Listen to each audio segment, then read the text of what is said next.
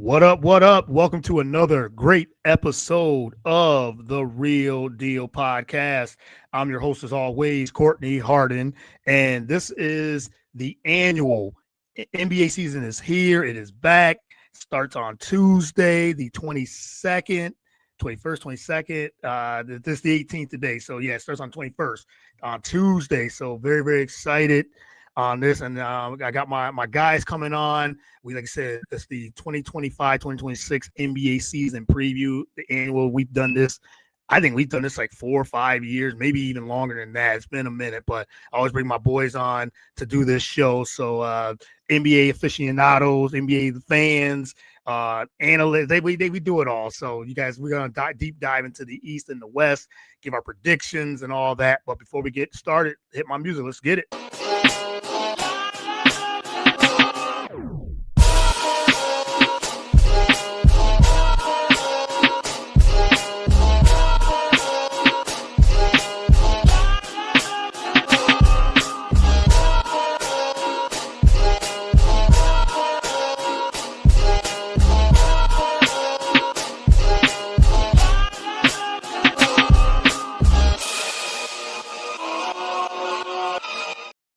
All right. Once again, welcome to another great episode of the Real Deal Podcast. I'm your host, as always, Courtney Harden.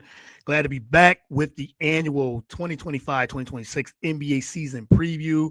This is for the guys I'm bringing on and myself. This is probably our best. This is our favorite, our best time of the sport year. You know, we love all the other sports. We love football, boxing, some baseball, all those sports, college football, college basketball, all of them are great, but the NBA is what we really deep dive in and we really love. We've been growing up watching it and we're just big fans and just, we love to analyze it and all those things. So yes, it is here. It is back. Like I said, this is a special show, and I always love bringing my guys on to talk some NBA. So, but you can follow the show on all the podcast platforms, whether it is Spotify, Apple, YouTube, BS3 Network, Roku channel, BS3TVLive.com.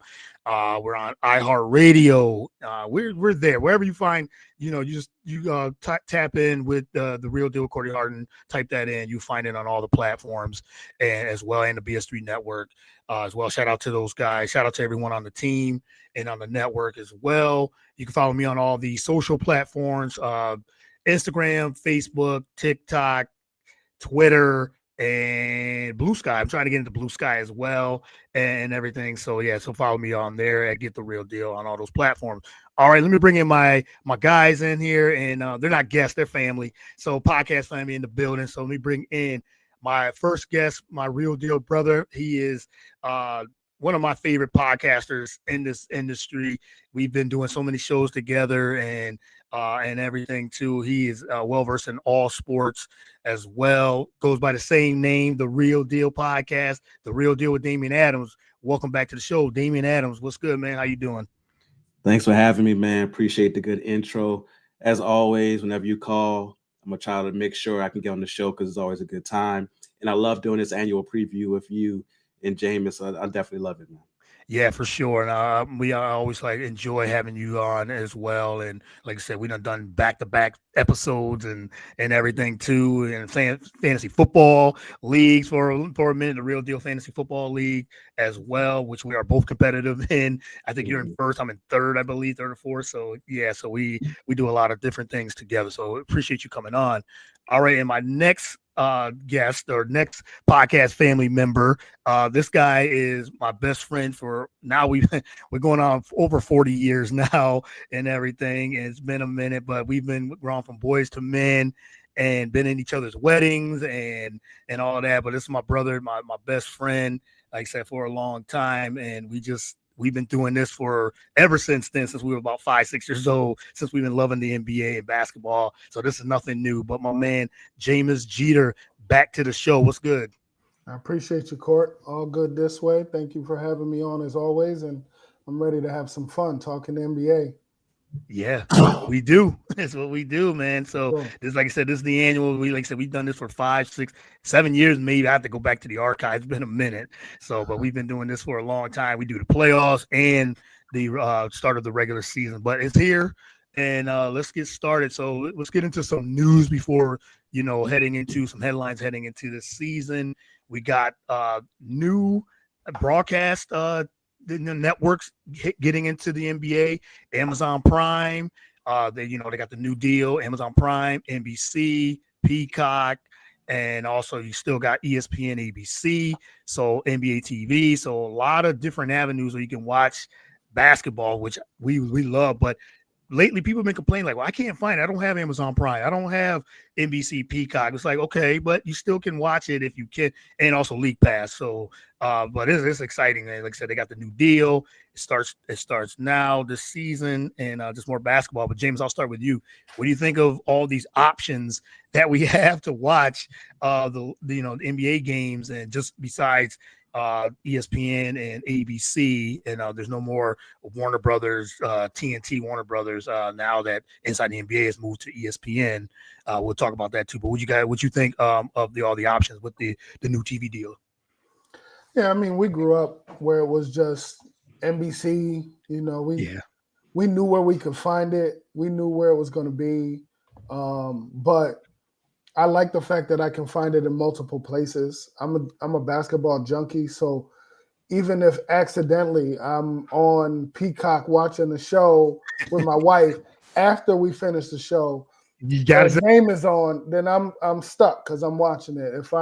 If it's on Amazon Prime, great, because we might be watching the show there too. Mm-hmm. And when the show's over, it's just many places that we can find it, and that works for me. I can see the casual fan being excited about it too because of that exact same thing. You get to catch it in different places where you might not be looking for it, and I can see how that's going to work for the NBA. Being able to catch those fans in places where they might not normally be watching basketball, then they get to see it all of a sudden, and they'll tune in and watch a game and maybe come back and watch a few more. For me, it's just more basketball, and I enjoy it. And I think everybody else will too. I don't think it's going to hurt at all.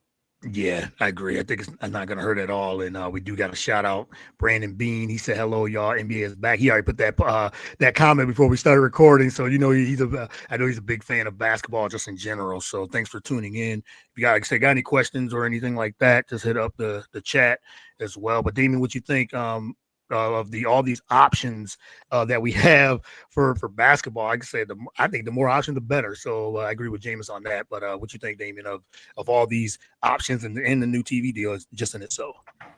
Yeah, I think it's a good thing for the NBA because it's something where now you're getting a national TV game pretty much every day. Mm-hmm. Right? It used to be where you only had maybe Wednesday, Thursday nights. You have maybe the one game on ABC on the weekend, and the rest you have to catch on League Pass or NBA TV. And now you're getting the national TV game pretty much every day. So I understand the backlash that it got. And I feel like the NBA just catches backlash because people need something to complain about. Because if you honestly think about it, most people who watch the NBA also watch the NFL. Right. And if you watch the NFL, you already have these streaming channels. You have Peacock NBC for Sunday Night Football. You have Amazon Prime for Thursday Night Football. Yep. You have ESPN ABC for Monday Night Football. So you already have these streaming channels.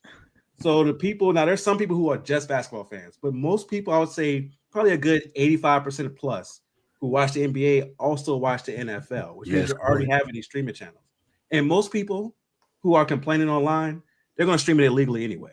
So I don't get what the big fuss is from people out there complaining about it being on different streaming channels, saying they can't find it. It tells you where to go. It says, hey, Monday night is going to be on NBC. Okay, cool. NBC. And the thing is, the way it's set up now with most TVs is a smart TV. So you have Peacock. That's also NBC. So you just put it on the Peacock app, and it's going to be there. Amazon is going to be there. ESPN, if it's on ABC, ABC's on the ESPN app. It's going to be there. Like, it's not that hard. And I feel like the NBA just caught slack for whatever reason, when the NFL is much worse. Yeah. Like the NFL, as far as the amount of money you have to pay to watch it and the different channels is much worse. The one thing that NBA fans in certain areas can complain about, which is legit, is watching their local team. Blackouts, yeah. When it comes to their local game, it could be a little hard to watch their local games. Like Denver, for example, I know they have a whole different channel or a different cable thing they have to have to watch the Nuggets. That's something they complain about. Like if you have League Pass, your local team should be a part of that. That's the one thing I would change. Like if you're in your market and you buy a League Pass, your local market should be a part of League Pass. It should be a separate thing. Yeah. Like for example, I live in Phoenix. So if I want to watch the Suns, it's not part of my League Pass. I have to get a whole separate thing just for the Suns to watch them, which that's dumb. So that's the one real gripe that fans can have when it comes to their local teams. But outside of that, it's just really disingenuous to me, people complaining about it, because again, you already have these streaming channels if you're a sports fan.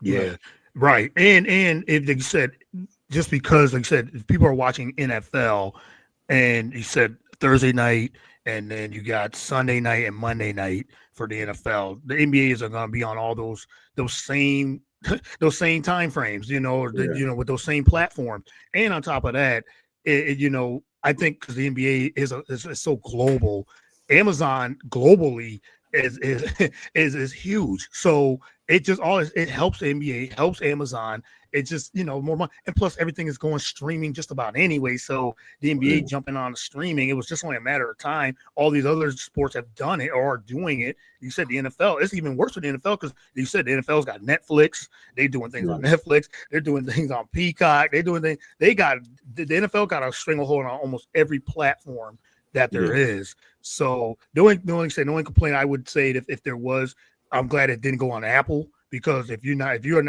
Apple subscriber, then you would have to jump on Apple and do that. But like I said, that would have been one platform. They would have been on other platforms, but I'm excited for it to be on NBA on NBC, which is, that's when we grew up. It was that's what, like James said, that's what the theme music and all that. I hear it in my head. I mean, Rashad and Doug Collins, like when they were on there, that was it. Like I just enjoyed Hannah Storm at the time. I remember Peter Vesey. Like those were those times when Bob Costas doing the intro. Like so. So that brings back memories. So I know for a lot of fans that they love the theme song and ready for NBA on NBC.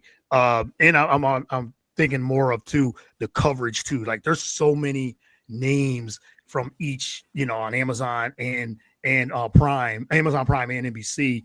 Like you got Maria Taylor, you got Taylor Rooks, you got Cassidy Hubbard. I mean, there's so many different. Iron Eagle, like there's so many like different names on that. Which one you guys think will have the better coverage? You think? I know there's like Dirk Nowitzki and then Blake Griffin. Like there's so many Hall of Famers, and So, but James, what do you think? Who do you have the most from each of Amazon or NBC? You think would be the better coverage? I think NBC's going for it with all of the people that they're going to have.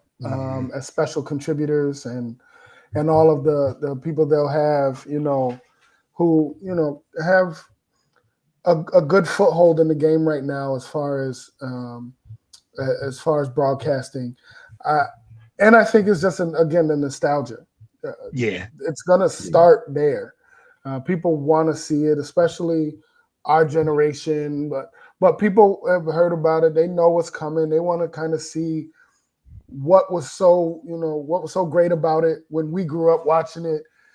So they're gonna get the leg up over Amazon right now when streaming. But Amazon's purpose is to be available once everything goes full streaming. Once things eventually move away from cable networks and all of that.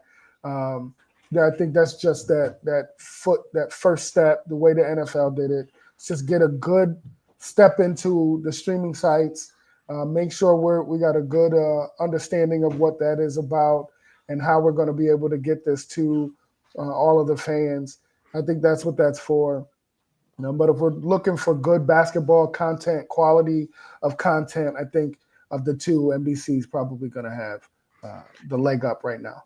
Yeah, and NBC, some of their play-by-play, Mike Tirico, Noah Eagle, You got Reggie Miller, Jamal Crawford, Grant Hill. Right. You got Hall of Famers right at the top, Carmelo Anthony in studio, Vince Carter, T Mac, Tracy McGrady, and then Michael Jordan as a special contributor.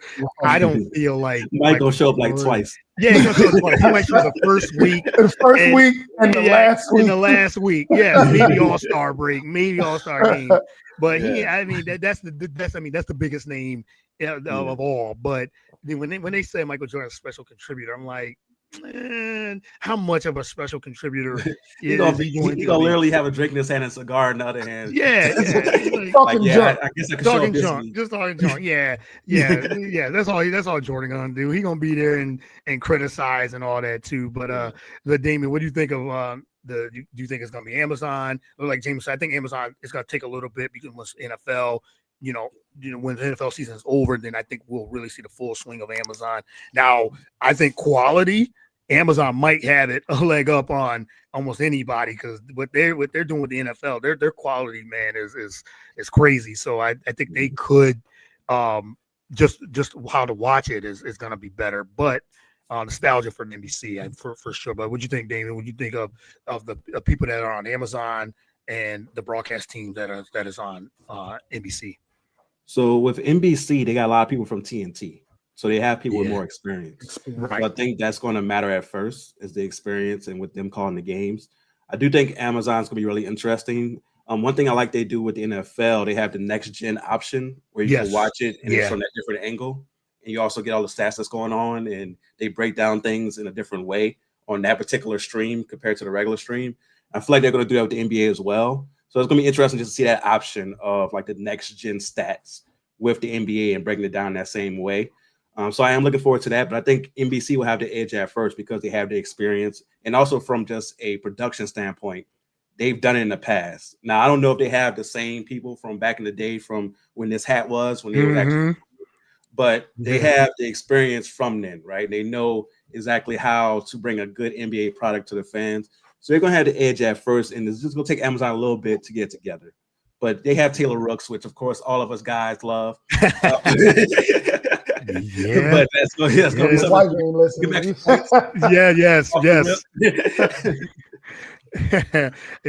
gonna stay quiet on that. On Taylor Rooks and but I like Kathy Hubbard too, and so but for real, no, you're right. I think Amazon and then Taylor Rooks. Speaking of her, she already does the NFL too, so she'll just transition right into and all jokes aside, she was excellent at her job. For sure. The looks is just extra. Yes. She's good at what she does. She's respected. She's comfortable in the NBA space, and it's for sure for her because she navigates that space very well.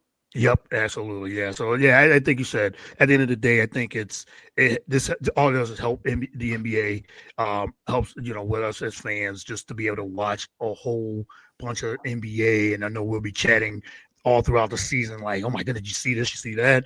And you be able to watch double headers on all these platforms and everything like that. So I know we're all excited for that, and just make sure that all the coverage is right and everything too. So which they put a lot of money with this. So but now we have, like you said, there's no Inside the NBA on Warner Brothers TNT anymore, but now they moved to ESPN.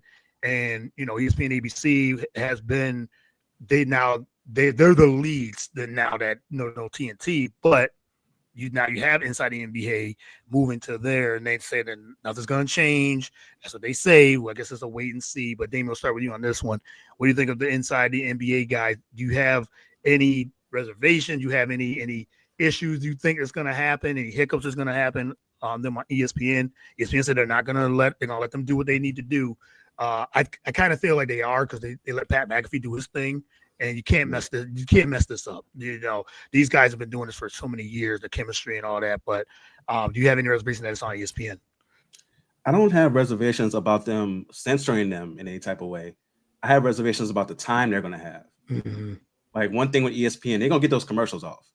Yeah. And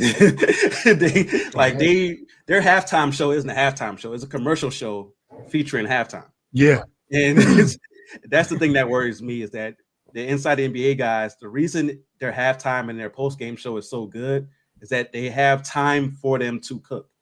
Mm-hmm. And with ESPN, one of the reasons that their halftime show has been criticized for all these years is that they go to the halftime. It's like literally, like no exaggeration, it might be 3 minutes. Right. And then they bang, bang, bang, bang, bang. Everybody try to get their point in. Then they go back to commercials. They're trying to get all these commercials in before the game starts back up. And I get it. You got to get your money and get paid. But part of the reason that you get paid for these commercials is people watching it. Viewership. More people are going to want to watch the Inside the NBA crew do halftime, do post game, right? The post game is already going to let them do a post game like they normally do it, or are they going to cut it short to go to the Sports Center with Scott Van Pelt, which is excellent. Scott Van Pelt is amazing at his job. Yeah, for sure.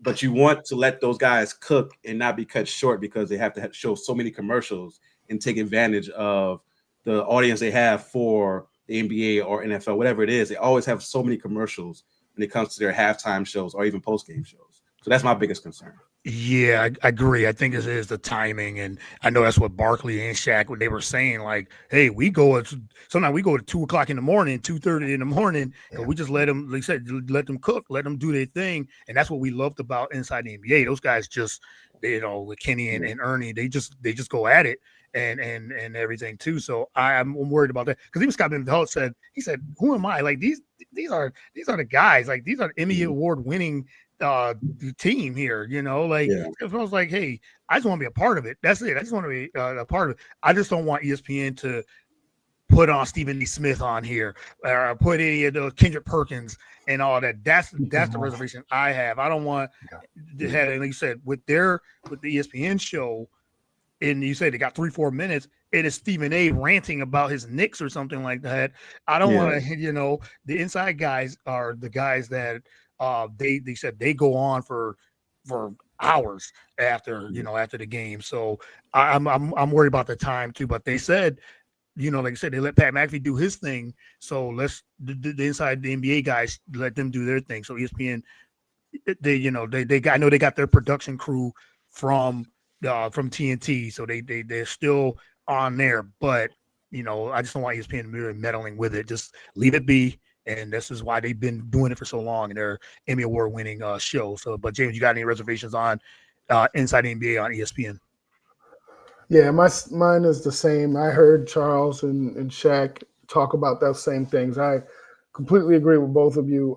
I just want it to be authentic to what it was. If you're going to bring the show over, then bring the entire version of the show over. But I do know that ESPN is not TNT. They're not showing movies randomly after the game is finally over. They're definitely going to have to navigate that space differently. I hope ESPN is open to it. I want them to be open to it because we all want Inside the NBA to be what we know it to be. We don't want it to be anything different. We know that that's what they're telling us. We just hope that that's what we get when it's time and the product we're looking for.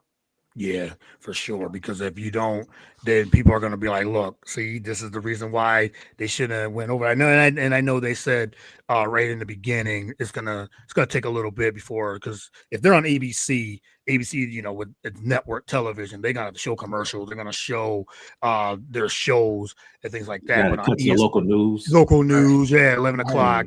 Right. But on ESPN, they can go on as long. I mean, I know they want to show Sports Center and everything too, but like Scott Van Pelt said, he said, "Hey, let those guys do their thing." He said, I have enough time. I'll come on at 1 in the morning if need be, or I'll come on whenever the next day or whatever." So I think that when they're on ESPN, and I know they're gonna have a podcast. They said they're gonna be on probably every day, but it's just more of maybe a YouTube channel. So we're still gonna get Inside the NBA, just probably in different form. So we'll see. I'm looking forward to see what happens with them. And then now also last of this on the broadcast, Tim Legler now is going to be on the number 1 analyst spot with Richard Jefferson and Mike Breen for ESPN ABC. Doris Burke got demoted to the second team. What do you guys think of that move? Tim Legler moving up or getting that spot, and now Doris Burke going to the second team. James, we'll start with you. What do you think of Tim Legler getting that 1 spot with RJ and Mike Breen? Not it's not a dig or a knock at Tim Legler. I think Tim Legler is very good at breaking down the game and teaching the game and giving that knowledge of the game. It's like I don't want to say he's like a baby Hubie, but he gives his insight is really, really good. Yeah. But Doris Burke feels more like an institution to me. I feel like when she's on, there's a feeling you get when she was on these past few years that you just won't be able to duplicate that same way. Does she break the game down the same way Legs does? I don't think so, but can she? Yeah, she has a knowledge that is amazing. Her knowledge of the game is amazing, and I don't think you definitely weren't losing anything with her breaking down the game and doing that analysis. I don't know if it was a comfort or being used to her being there, but I would prefer personally to see her in that spot still. But I understand. I think they may just want NBA guys in NBA space, but she's a basketball.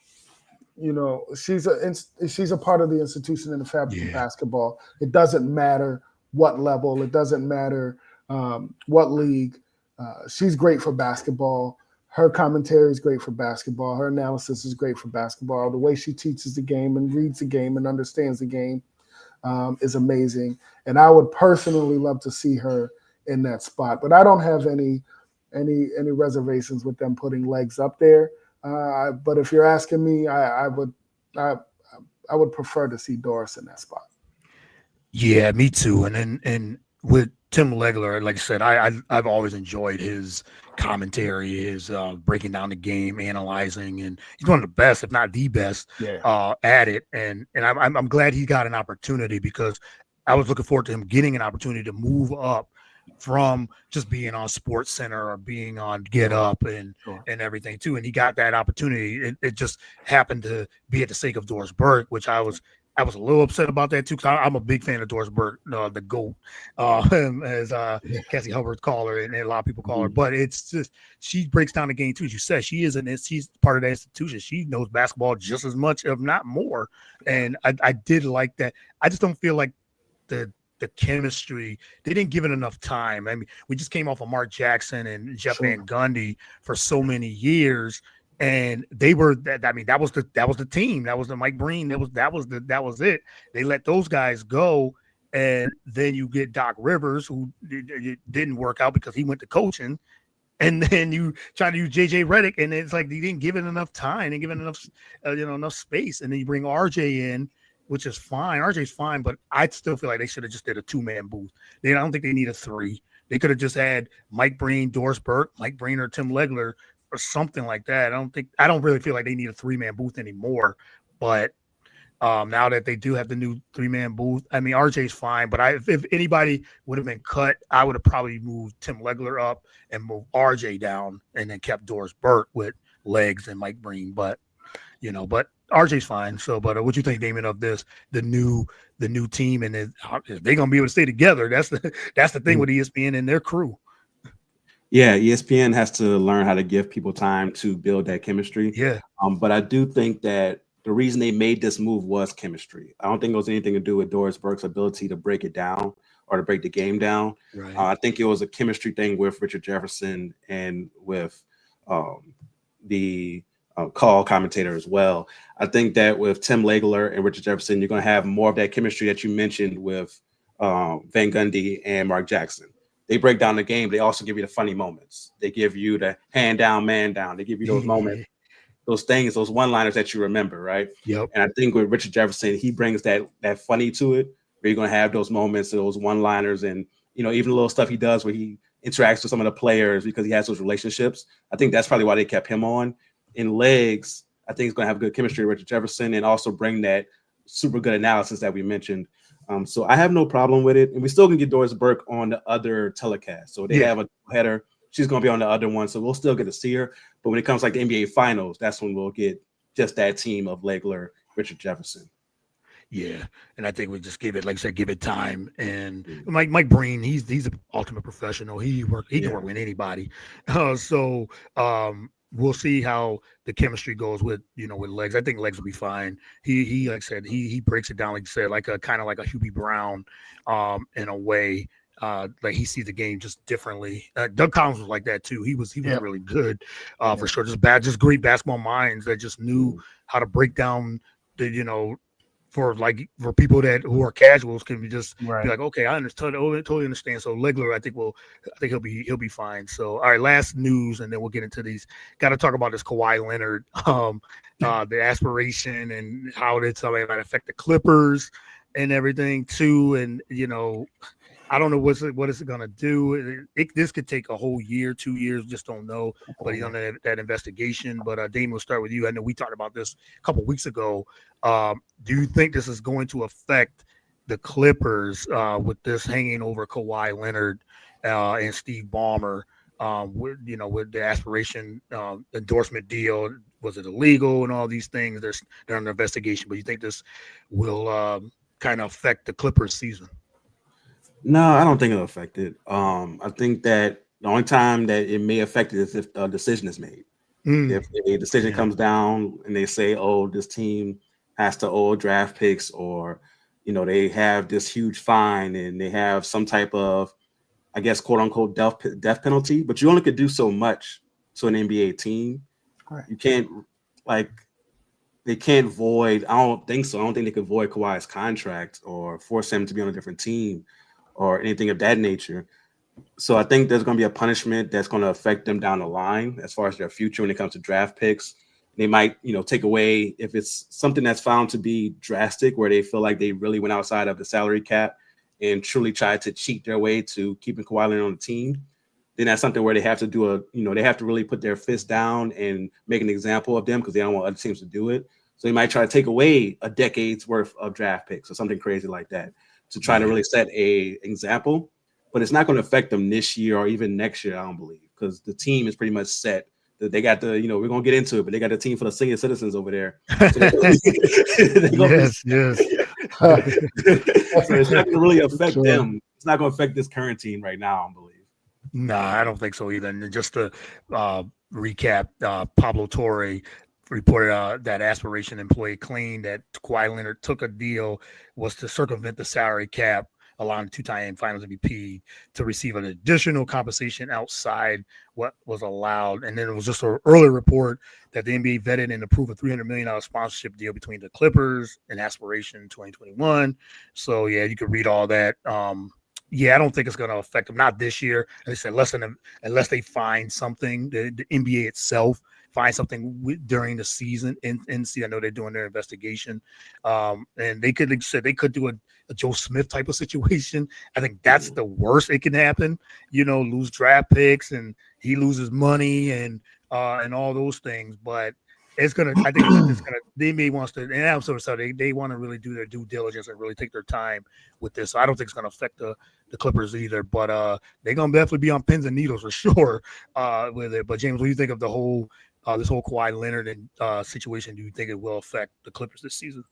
Yeah, I agree with Damian. I don't think it's gonna have much in the way of affecting them this season, unless something really does happen, quickly. But they have to go through so much to kind of navigate that. That's going to take a long time. The legalese of that is going to take a while. Yeah. And I do think at worst, you're looking at them fining Leonard the amount of money I think he received, maybe asking him to give back some of the money that he received from Aspiration. I don't think it's going to be super drastic because that's wading in a different weed that I don't think the NBA really wants to go into. It happened. I'm sure they're gonna punish them some kind of way, but it's not going to be the death penalty. I don't think it's going to be that bad. I think that Kawhi is going to take it like he's been taking it with some shoulder shrugs and keep it pushing. I think Ballmer is just going to say, I got enough money to do whatever, so it's not going to matter to him. Right. And as long as they can navigate the media and having to talk about it day in and day out, especially early, they're going to be fine, and I don't think it's going to have that much effect on their play on the floor. Yeah, right. There's no amount of money they can find Ballmer that's going to matter. Right. No.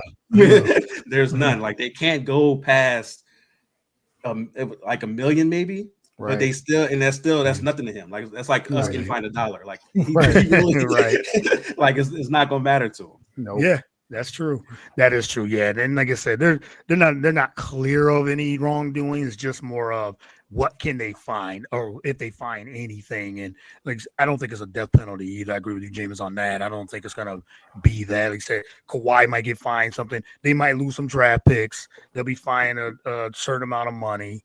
And now if they were circumventing the salary cap or anything like that, that's a whole nother thing. And then it's like, okay, what can we do? Can we suspend Kawhi? Can Ballmer be suspended? Yeah, the NFL's done that. They've done suspensions of bounties and things like that. Sorry about your Saints, and not to bring that up, but they can do that in the NBA if they find anything. But I think it's gonna take you said legal ways. It's gonna take some time with that, so it could take a year, maybe two. Over the summer when the season's over, so it's a lot. I think heading into this. I mean, and Adam Silver was like, I never even heard of aspiration until this was brought up. So he's like, what is this? What type of thing is this? So I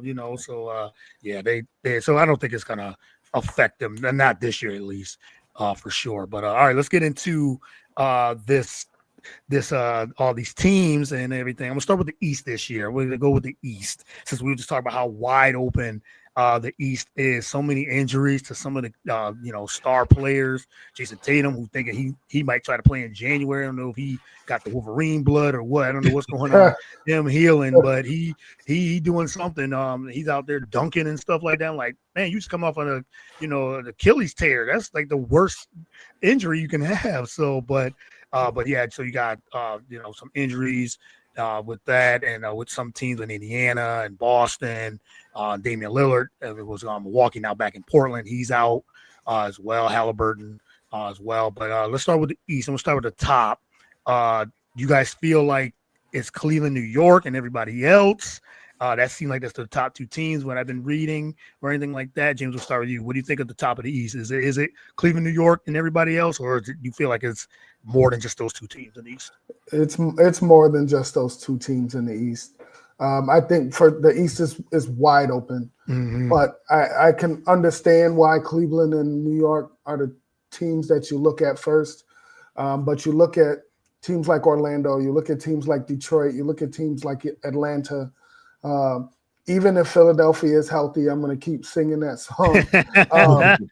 I ain't falling for it again. No. At least those top, right. Those other three, they're right there. And what they've done in the offseason, how some of those teams have gotten better, the pieces that they have around some of their stars on Orlando and Atlanta in particular, they're going to make some noise. And they put a scare, Detroit put a scare into New York, which I think we said would happen.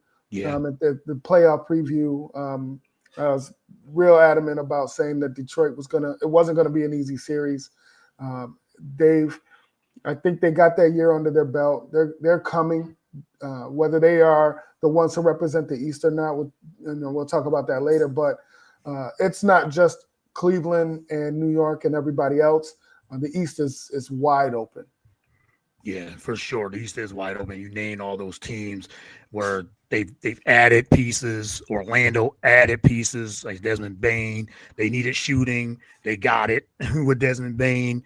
I think Detroit, like we talked about, you said they're coming. They're actually coming. And I think now that they've got a taste of that, that playoff, first round playoffs. Now they're like, okay, we know what we need to do and everything. And then the Knicks, new coaching as well. Cleveland got spanked by Indiana in the playoffs. You could call it injuries, whatever, but Indiana ran them. They ran Cleveland, who had the best record in the East. So how much is that? They're dealing with injuries already. So yeah, in Atlanta, I think they added a lot of good pieces.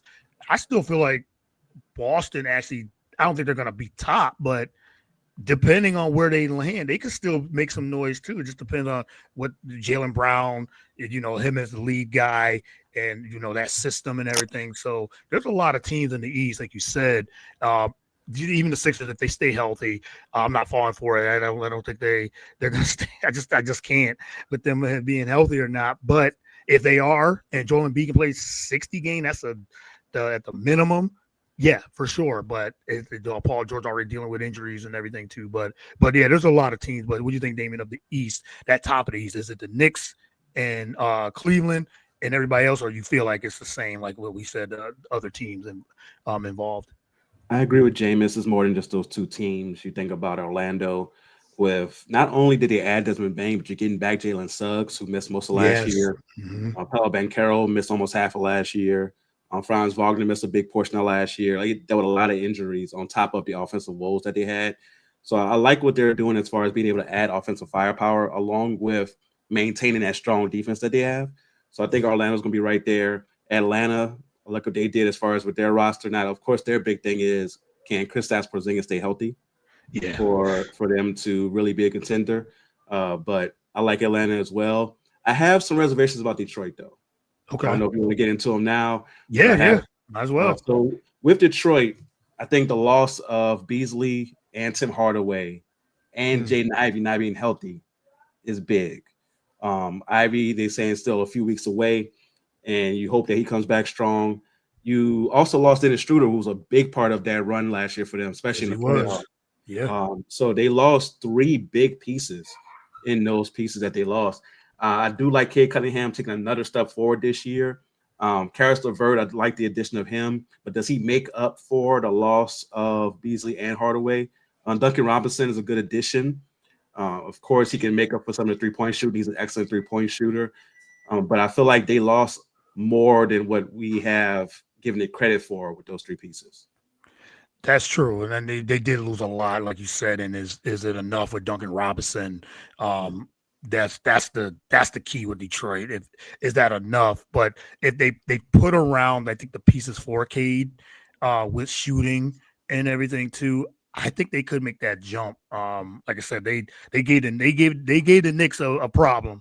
And the Knicks it took that, what was that 7 game series? 6. They might have been 6, I believe. Yeah, 6. 7. They got cheated out of one game. Yeah, they did. Yes, it should have been 7. And the Knicks didn't want to see that with it when it came to that, because Detroit was playing. They're back to trying to play that 90s type of basketball where they bring toughness and physicality. And I really do like Detroit as well. So, but I can see the reservation of them losing. Dennis Schroeder was a big piece for them and really helped them out. And he was the veteran and everything too. They still got Tobias Harris.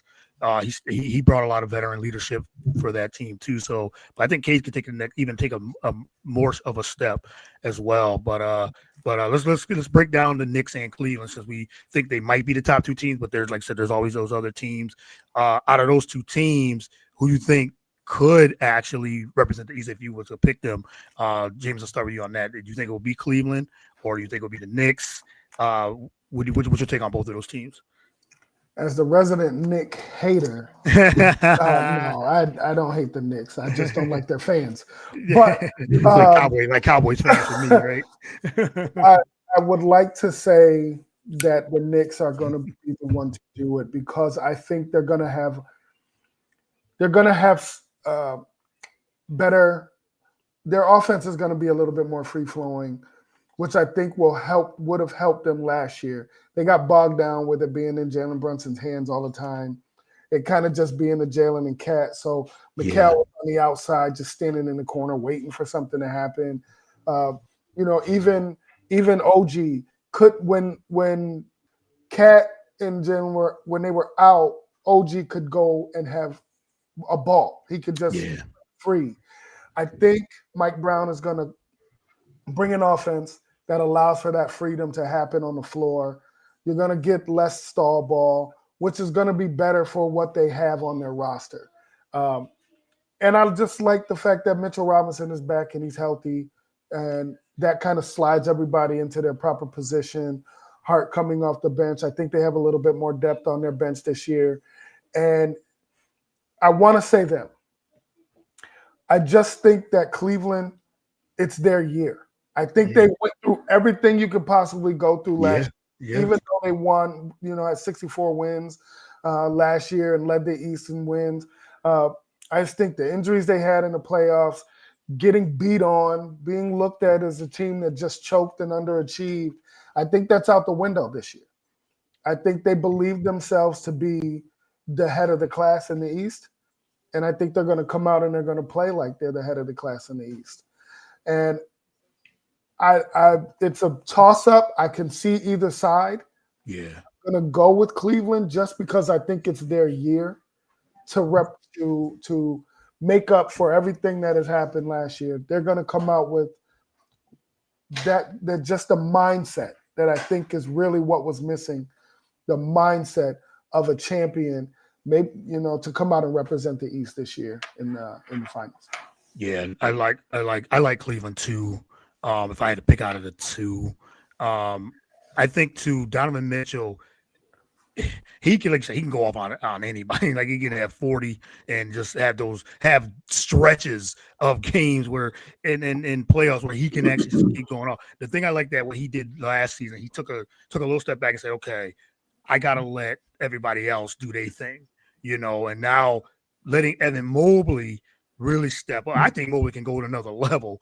I really do. And I think that he took a big step last year. So now I think he can take it even a more of a step forward too. And I like Lonzo Ball. If he can stay healthy, I like that pickup for them too as well. Because we know Lonzo Ball, when he's healthy, defend, can shoot, runs it like a point guard can. And with Garland out, Garland was out in and out of the playoffs last year. Now that helps if Lonzo Ball can give them anything. Maybe he's healthy. So if he stays healthy, he's good. He's good for them. So I do like Cleveland. The Knicks getting Mike Brown and losing Thibodeau. I was kind of like, hey, they lost Thibodeau, but Mike Brown's a good coach, really good coach. And like I said, he's going to diversify that offense because they're going to really need it. They were so Jalen Brunson heavy, centric heavy. And now that they want to run and get him off the ball a little bit, I think that would help as well because he did it before. He played off the ball when he was with Luka in Dallas, so Jalen Brunson can do it and everything too. But I think it's going to take some time for the Knicks to really. They got most of their guys, but they got Jordan Clarkson. I think that helps big time. Clarkson, he's just gonna come in and just start shooting. That's all that guy knows. He just bad shots. That's it. Don't matter. Good shot, bad shot, don't matter. He's gonna try to fill up the box score. But the Knicks will be right in there too. But if I had to pick out of those two, I think it'll be Cleveland slightly. But what do you think, Dame? You think it's if you had to pick out of those two teams, is it the Knicks or Cleveland? I am slightly going for the Knicks. Okay. In this one. I think the addition of Mitchell Robinson being in the lineup definitely helps a lot because when we've seen Cat be at least decent at defense, it's when he's had a defensive anchor, Rudy Gobert in Minnesota. So if he has Mitchell Robinson as that anchor, he'll be a better defender. Never good. He's never going to be a good defender. And you guys know how Cat annoys me with what he does on defense. Yes. But he'll be at least decent on defense where he's not a liability. Jalen Brunson, he'll still be a liability, but he makes up for it on offensive end, obviously. And I think that Mike Brown will do a better job of keeping him fresh throughout the season and going into the playoffs. I think that's going to be the major difference when it comes to the coaching standpoint. With Cleveland, Darius Garland not being healthy to start the year scares me a bit. Yeah. Lonzo Ball can hold it down. Don't get me wrong. I think he'll be able to hold it down until Garland gets back. And Lonzo Ball, as far as adding that size and that playmaking ability and someone to get them playing faster, is a good addition for them. But Darius Garland needs to be there and be healthy for them to win. And him not being healthy to start the year scares me. Also think that they have times where offensively in the playoffs, they were dealing with injuries, but they also had times offensively they just couldn't find a rhythm offensively. Mm-hmm. And Evan Mobley needs to take that step up to where they can have that, and we'll see if that happens. We know with the Knicks, they got Brunson, they got Cat, they got guys they can go to, even OG. They can go to them in tough situations when they're stuck offensively, and they can get them a bucket. Even Mikal from time to time can get you a bucket if you need it. And I think that's going to be the difference. So I got the Knicks coming out the East. Yeah, that's and like I said, I think it will come down to those two teams. But again, like I said, Detroit, Orlando, Atlanta, Let's talk about Atlanta a little bit.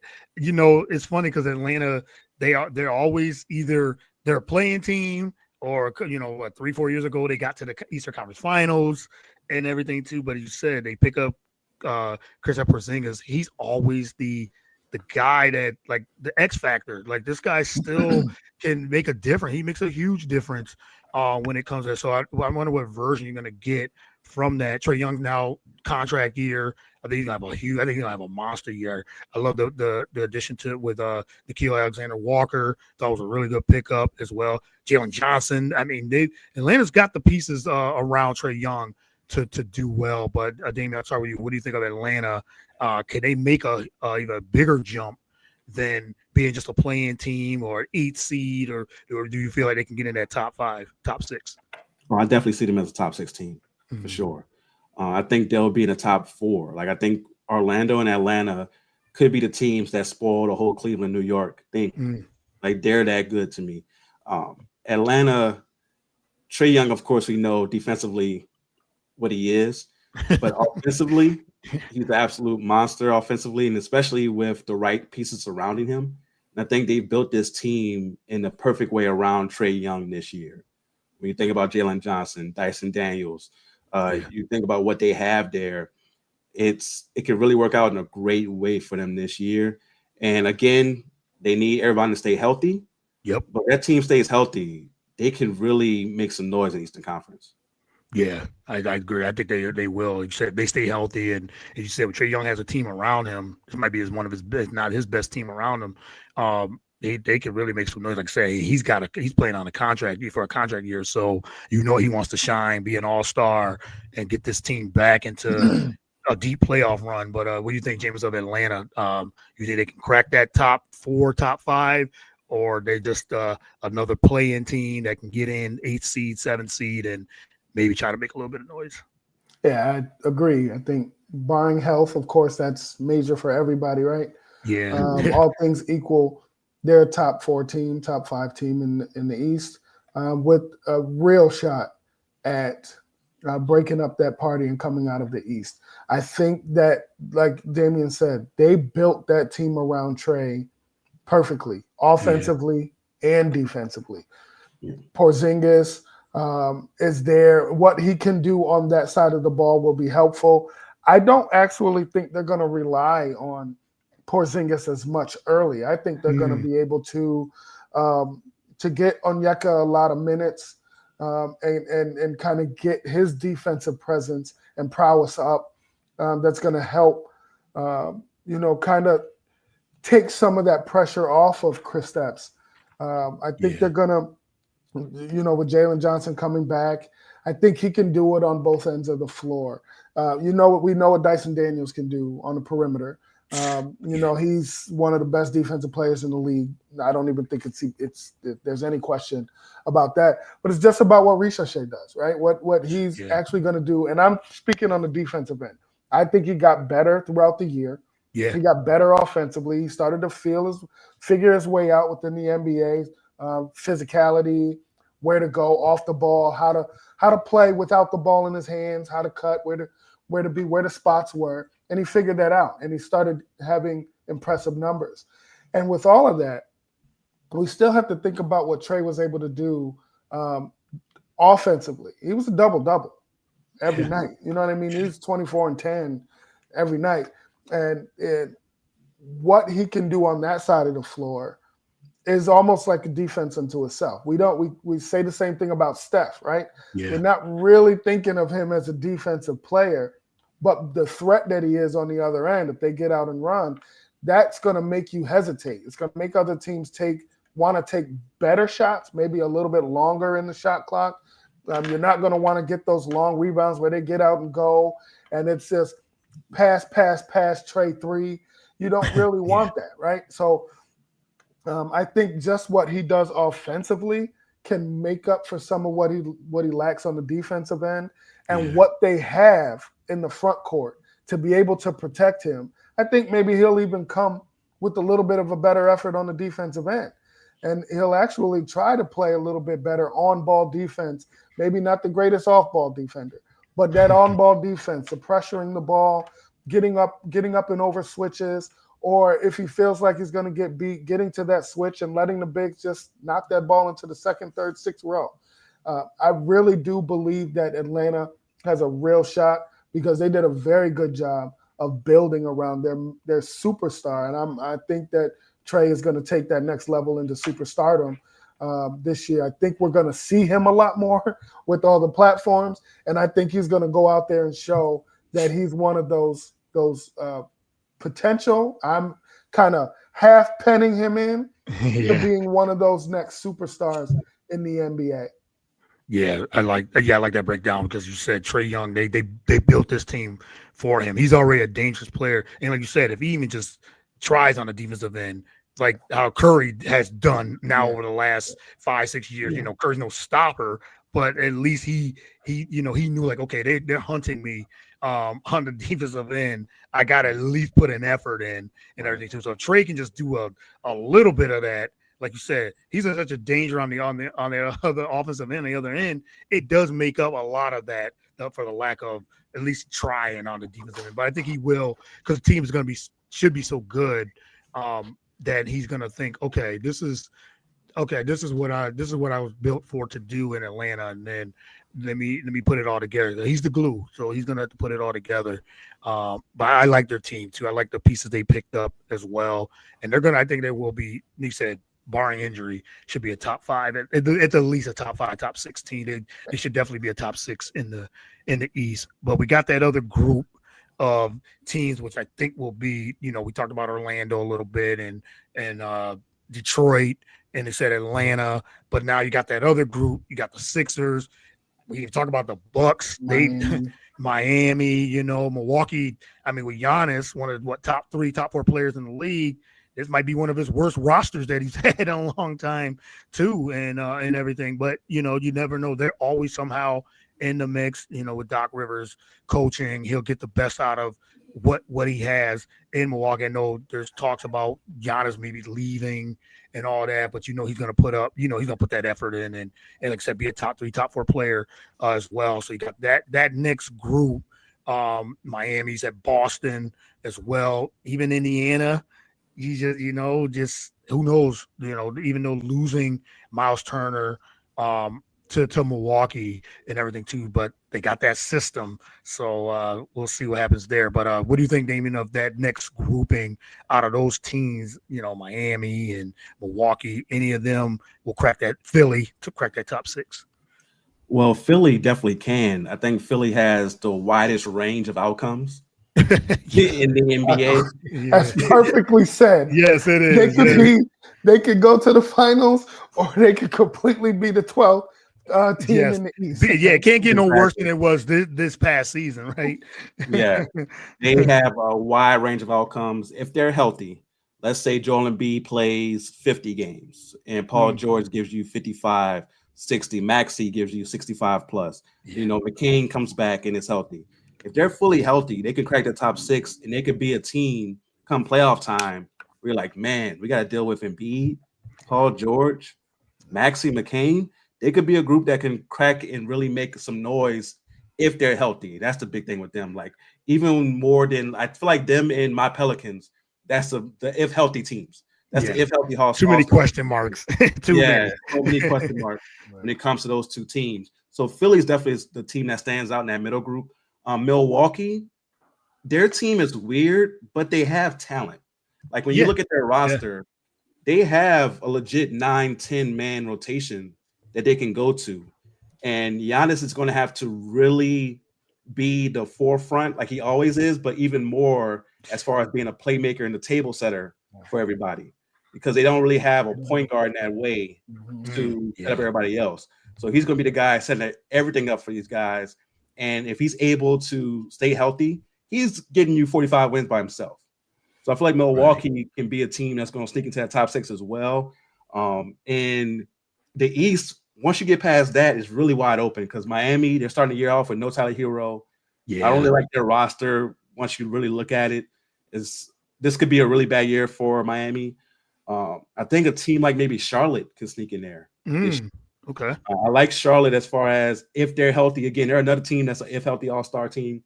LaMelo Ball, is phenomenal talent-wise. He's a phenomenal talent.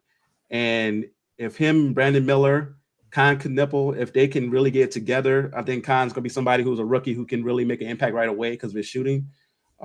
You got Miles Bridges, who's also a good talent. They have a roster where if they can play some semblance of defense, just can you pinch somebody on the way to the goal? Yes, yeah. They can play some semblance of defense. Charlotte could be a team that can sneak into the top 8 and be one of the high-end play-in teams. Yeah. And, of course, you got your Bulls who are the play-in every year. We don't know what's going on with those guys, man. So they're going to be a team right there as well. And another team to watch out for, Toronto. I think Toronto's a team that could really sneak up on people because they have talent, right? And the thing is, last year, Brandon Ingram didn't play at all for them after the trade because he was still hurt. He's going to have something to prove this year. And he's somebody who people forget about how good Brandon Ingram is. Yeah. That dude can score in each and every way you want him to score. Whatever you want him to do, drive to the basket, mid-range, post up, shoot the three, along with RJ Barrett, who took a step last year. Quickly is a good player. You have their center is somebody, Jakob Hurdle, who's just super consistent. They have some depth on their roster as well. Toronto's another team who could sneak in there. So the East, you have your top teams, those top 4 that I mentioned with Cleveland, New York, Orlando, Atlanta. And then kind of after that, it's really wide open. Yeah.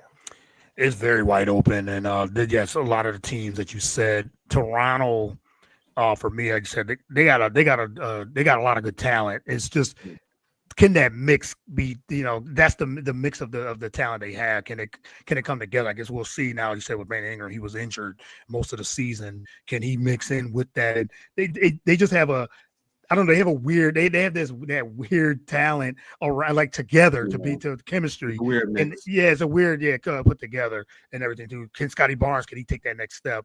That's another question mark. Did he regress a little bit, or can he really become that next upper echelon player? So we'll see with Toronto.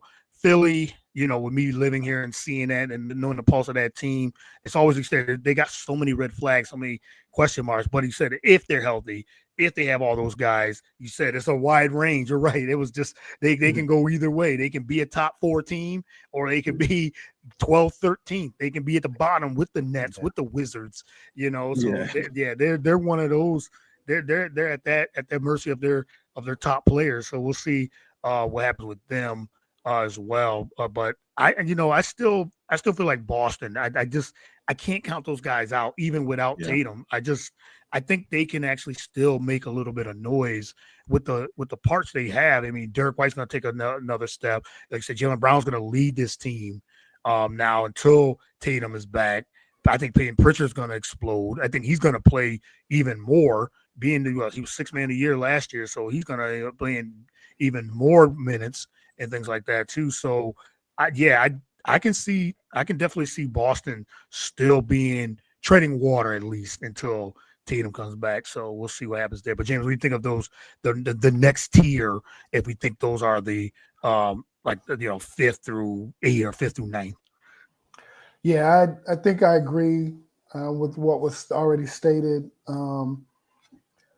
I don't necessarily believe in Miami. I think I'm not really sure I believe in them. I don't really believe in Boston either. I just don't think they have enough depth-wise. Right. They don't have the bigs. Pritchard, if they have Anthony Simons there, so I don't know how much more he's going to play, or they're just going to go super small with Jalen having the hamstring already. I'm not really sure. I just don't see they don't have enough for me on that bench to really make much in the way of noise. To me, this feels like 96, 97 when the Spurs were terrible, and then you get the number 1 draft pick and you get your number 1, you get your best player back, and then your draft pick is one of the best players that, and that's kind of where they run. Yep. It's kind of where they should go. In my opinion, if they really want to, stay relevant for a while, that's where they should go. But I don't consider. I think they're going to be a bottom feeder team, to be honest. I think Miami just doesn't have the mix that I can say Heat culture is going to take this thing over. I'm kind of tired of hearing about Heat culture at this point. Waiting for Bam to step up forever. Although I really do like Bam. I was kind of tired of waiting on Bam to step up forever. As tired as everybody is about Embiid. I'm not asking no more. Like we see who he is. I think we've seen what we with Bam. Yeah, we know who you are, bro. It's okay. I don't want to hear any more about him. Like I said, like the Embiid thing. I think people are kind of exhausted of that. People are exhausted of believing that Embiid is going to be healthy. I'm saying it because if he is, Damian, like you said, they could be the East representative, or they could get the number 2 pick in the draft. Just whatever happens, they're somewhere in the middle. There's somewhere in there. Somewhere in that middle. And Paul George comes back from his scope and he's fine, and McCain comes back from his injury and he's good, and Kyle Lowry, please don't rely on him, but he's out too, if I'm not mistaken. If VJ gives him anything, and I think he will, by the way, I think he's going to do a lot. It's not going to be offensively. I think it's going to be defensively, where he's going to come out and make his mark. His athleticism, what he can possibly do defensively, I think I'm high on. If they come out and they're healthy and they play like they're supposed to, and Embiid shows that he's the best player, period, in the league, on both sides of the ball. Not even close anymore. It's not even close anymore. That's just done saying.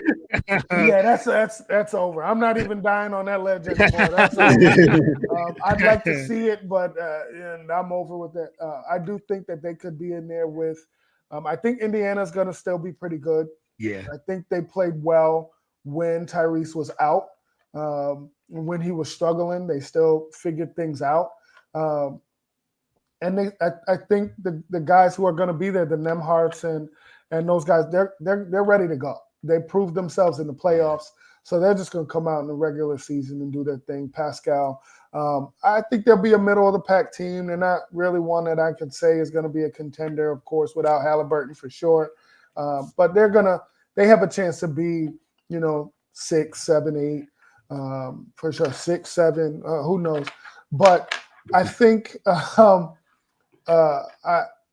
do think there's just that top 5 is really where I'm leaning, and everybody else can kind of just get in where they fit in, the Bulls, whatever. But I think those top 5 are really going to be battling for East representative this year. Yeah, for sure. And I guess we agree the Nets and the Wizards are going to be the 2 bottom feeding teams in the East, probably overall, just in general, because I mean, they the Nets, they already saying basically, we're going to, they ain't saying tank, but that's what they seem like they're going to trying to do. They're going to trade their best player in the middle of the year. Right, Michael Porter Jr. is probably out of there at some point before this, trade deadline is up. Yeah. No, that would make sense. I wonder if you could bet on most shot attempts, because Michael Porter Jr. is going to let that thing fly. Cam? Oh, Cam. Either one of them, they're going to let that thing fly. Yes. Green light. They both got the green light. Just shoot whatever. You're good. Yep. This might keep us in games, and it's going to shoot us out of games. Yep. So they for sure. Yeah, they're probably the 2 bottom feeding teams. And like you said, going back to Milwaukee, and then we'll move to the West. It's interesting because you said Giannis might have to do more. I think he's done as much as he can, even with that. Because looking even in the playoffs, he averaged 34 and 12 or something crazy, and then they still got beat and got ran out of the gym by Indiana. So it's just, I mean, I don't know if Giannis can he get it to another level, average like 38, 39. That's what it might have to take, but he's got to be the point guard, the power forward, the center. Well, they got Miles Turner now, so that does help a little. But I think with Milwaukee not really having a point guard, and you let Giannis have to handle the ball so much, I think it's a good and a bad. I think the bad of it is if he's handling so much, he's putting so much pressure on himself. And teams will be able to put that wall against him, and they'll find out okay, do they have enough shooting, and he's gonna have to go through it and everything too. Toronto did this during the when they won the finals, they had a defense that can actually contain Giannis, and if Giannis has to be the point guard at every time, that's that's not going to work at all. But yeah, we'll see. Can Kyle Kuzma give him anything? Like, is he done? Is Kyle Kuzma done? I think he's too young to be done. Yeah, but hopefully he can give him something. But yeah, last year he gave them absolutely nothing. Absolutely nothing. And I feel like he needed a full offseason away from the Wizards to kind of wash wash them bad out, wash that wizard out of him. Get the mediocrity off his body. Get out of his body. Immerse himself in a real team. That was bad. I think this year you're gonna see a better version of Kyle Kuzma. I do like having Kevin Porter though. I like that pickup. He can play. Porter can play. So and Bobby Porter's still there and everything. Cole Anthony. They got some pieces, like Damian said. They got pieces. They could get them to fit if they could get them to fit right, maybe do things they're not used to doing. Right. I could see them being in the top 8 and at least, being not an easy out with Giannis, you would think that they'd be at least a difficult out for sure. But it's just gonna be hard. I mean, Miles Turner he can present a different, beast than Brook Lopez and hitting that 3. And if they can get a lot of drive and kick, which I'm pretty sure Giannis is gonna do, if they can find the offense that will allow for some drive and kick, and AJ Green hits those 3s, they just gave him a bunch of money, if I'm not mistaken. Yeah, they did. They expected him to be able to knock down those shots, and he knocked them down at a high clip last year. You can get some buckets from him and from Turner, keep that floor spread, and let Giannis work in that box. Then, they should be pretty difficult to deal with. But I don't see them being a contender. I actually see Giannis moving on and leaving his brothers high and dry in Milwaukee. And going to do his own thing. All the Antetokounmpos, man, like they just growing on trees, man. You got them out. You know how good you got to be for the team to sign both of your brothers. Well, you think about it, because Seth, we'll talk about the West, but Seth gets cut. Out of waived in Golden State, and you're talking about Steph. Giannis brings both of his brothers. Signs them out of the EuroLeague B team, wherever they were in Spain or Greece. And they're on the roster. That says a lot about cachet and a lot about who Giannis is in Milwaukee. Steph's played well in the NBA. Like we've seen him. He's a good basketball player. He's a good basketball player. He belongs in the league. He belongs there. And I know they said with the Warriors, I read that about, we cut him. We're going to keep the roster spot open. Seth's going to get signed somewhere. He's going to be on a roster because you just can't teach that. He's a Curry. He's got the shooter. He can shoot. And I'm sure Golden State maybe didn't have a spot for him, but it's just one of those things like, man, like they could have used him. Like just keep him on the roster. Right. But then again, new salary cap and all that. It's, they didn't want to pay that luxury tax, but then they might pick him up in a couple months. So we'll see. Yeah. The East is wide open for sure. The West, that's a whole nother animal because, them top teams in the West, it's going to be it's brutal, but OKC, the question is who's going to challenge OKC? I think that'll be the first question. Like, Damon, we'll start with you. Can anybody challenge OKC? Do you have them as the clear-cut favorites out of the West, or is it Denver? Is it the Clippers? Is it Minnesota? Is it any of the Lakers, Golden State, whoever, Dallas? Can anybody challenge OKC? I think there's a few teams that could challenge OKC. I'll start with Denver. I love what Denver did in the offseason, adding Bruce Brown, adding Jonas Valanciunas. I think that's a big addition when you have Nikola Jokic taking some time off, getting some minutes off the court. He's able to throw the ball down low to Jonas Valanciunas. You could run the offense through him. Love that addition.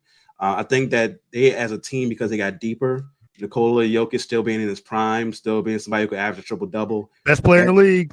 He is the best. Just saying. He is the best player in the league now, for sure. Best player in the league. He got that title undisputed now. Yeah, it's undisputed. Ben. I think that Denver could definitely challenge them. You also got to look at the Houston Rockets. Houston, yeah. Houston I know last year they were out in the first round, but that was their first time with this group getting that playoff taste, and they were going against a veteran team in Golden State. They still won 7 games. You take that same unit pretty much, and you add Kevin Durant. And the size of this team, I watched the preseason game the other day when they played the Pelicans. They started Amen Thompson at point, 6'7". They started Amen Thompson at point, They had Kevin Durant pretty much at the 2. You had Jabari Smith Jr. at the 3. Then you went Sengun and Steven Adams. So you went 6'7", 6'11", 6'11", 6'11", 7 feet.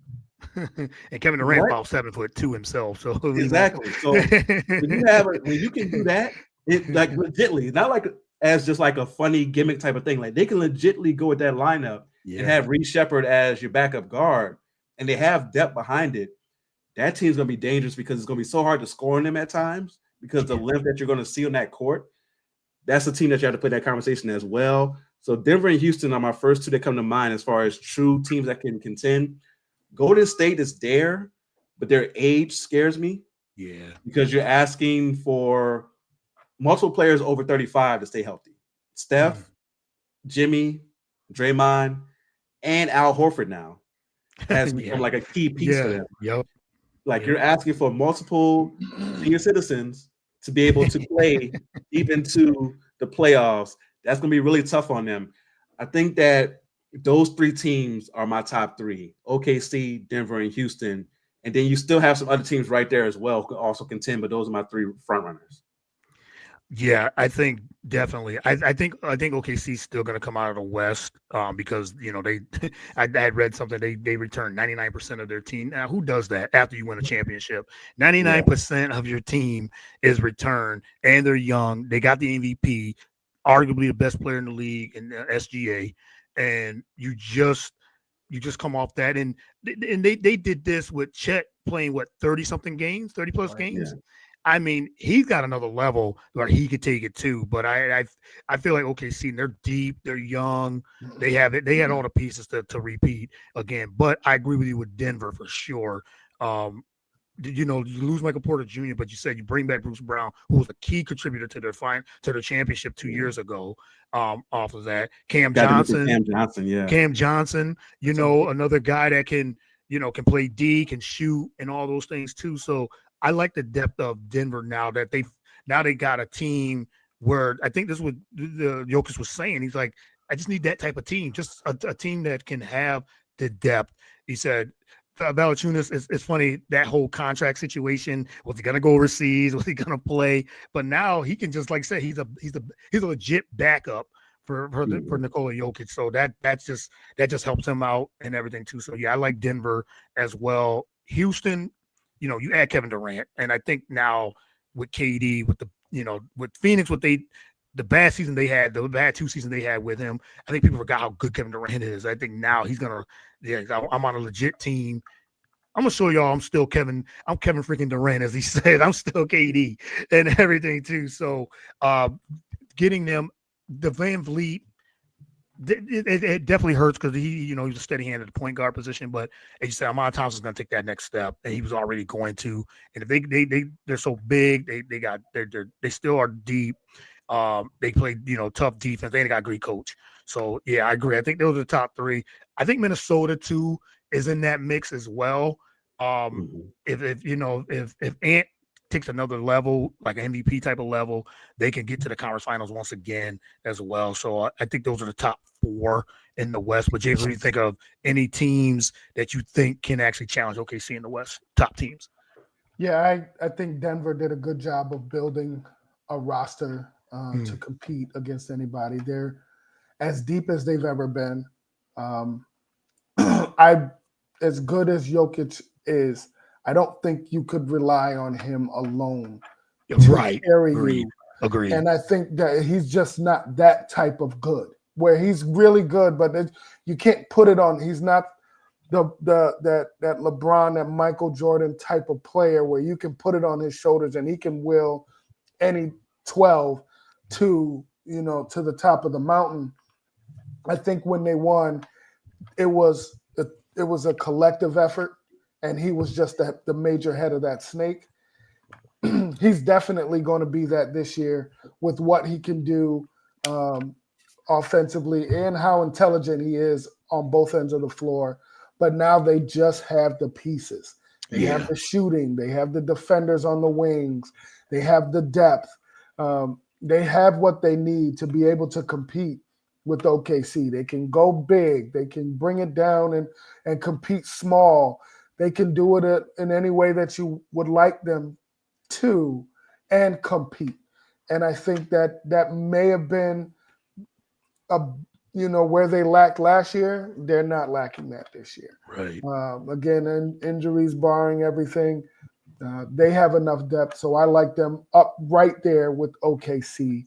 I do think OKC returning everybody a year under their belt, that team chemistry, getting that just the winning, that feeling of winning a championship and what that's like, the nuances to their offense, the players being young, and of course they're going to be getting better, taking the next steps. They're up there, coming out of the East, out of the West. Anybody could say that that's going to be easy for them. Those two, I definitely think that they're the contenders in the West. But I loved Houston before the Van Vliet thing. Yeah. I just think with him and bringing Reed off the bench, and I think they really had something there. I think it kind of hurts if you have to start him. They have Aaron Holiday. I think they got J.D. Davidson, who I actually really like, but he's not really the point guard you want him to be. Athletic, great, gifted, figuring the game out. He can do everything. I don't think you need a pure point guard with that roster, to be honest. I just think a steady hand helps that roster. And I think they lost that when he got injured and he's out for the year. KD is going to be KD. You know who he is. It's KD. We know what he does. That's what he does all the time. So I really loved them before then. I like them now.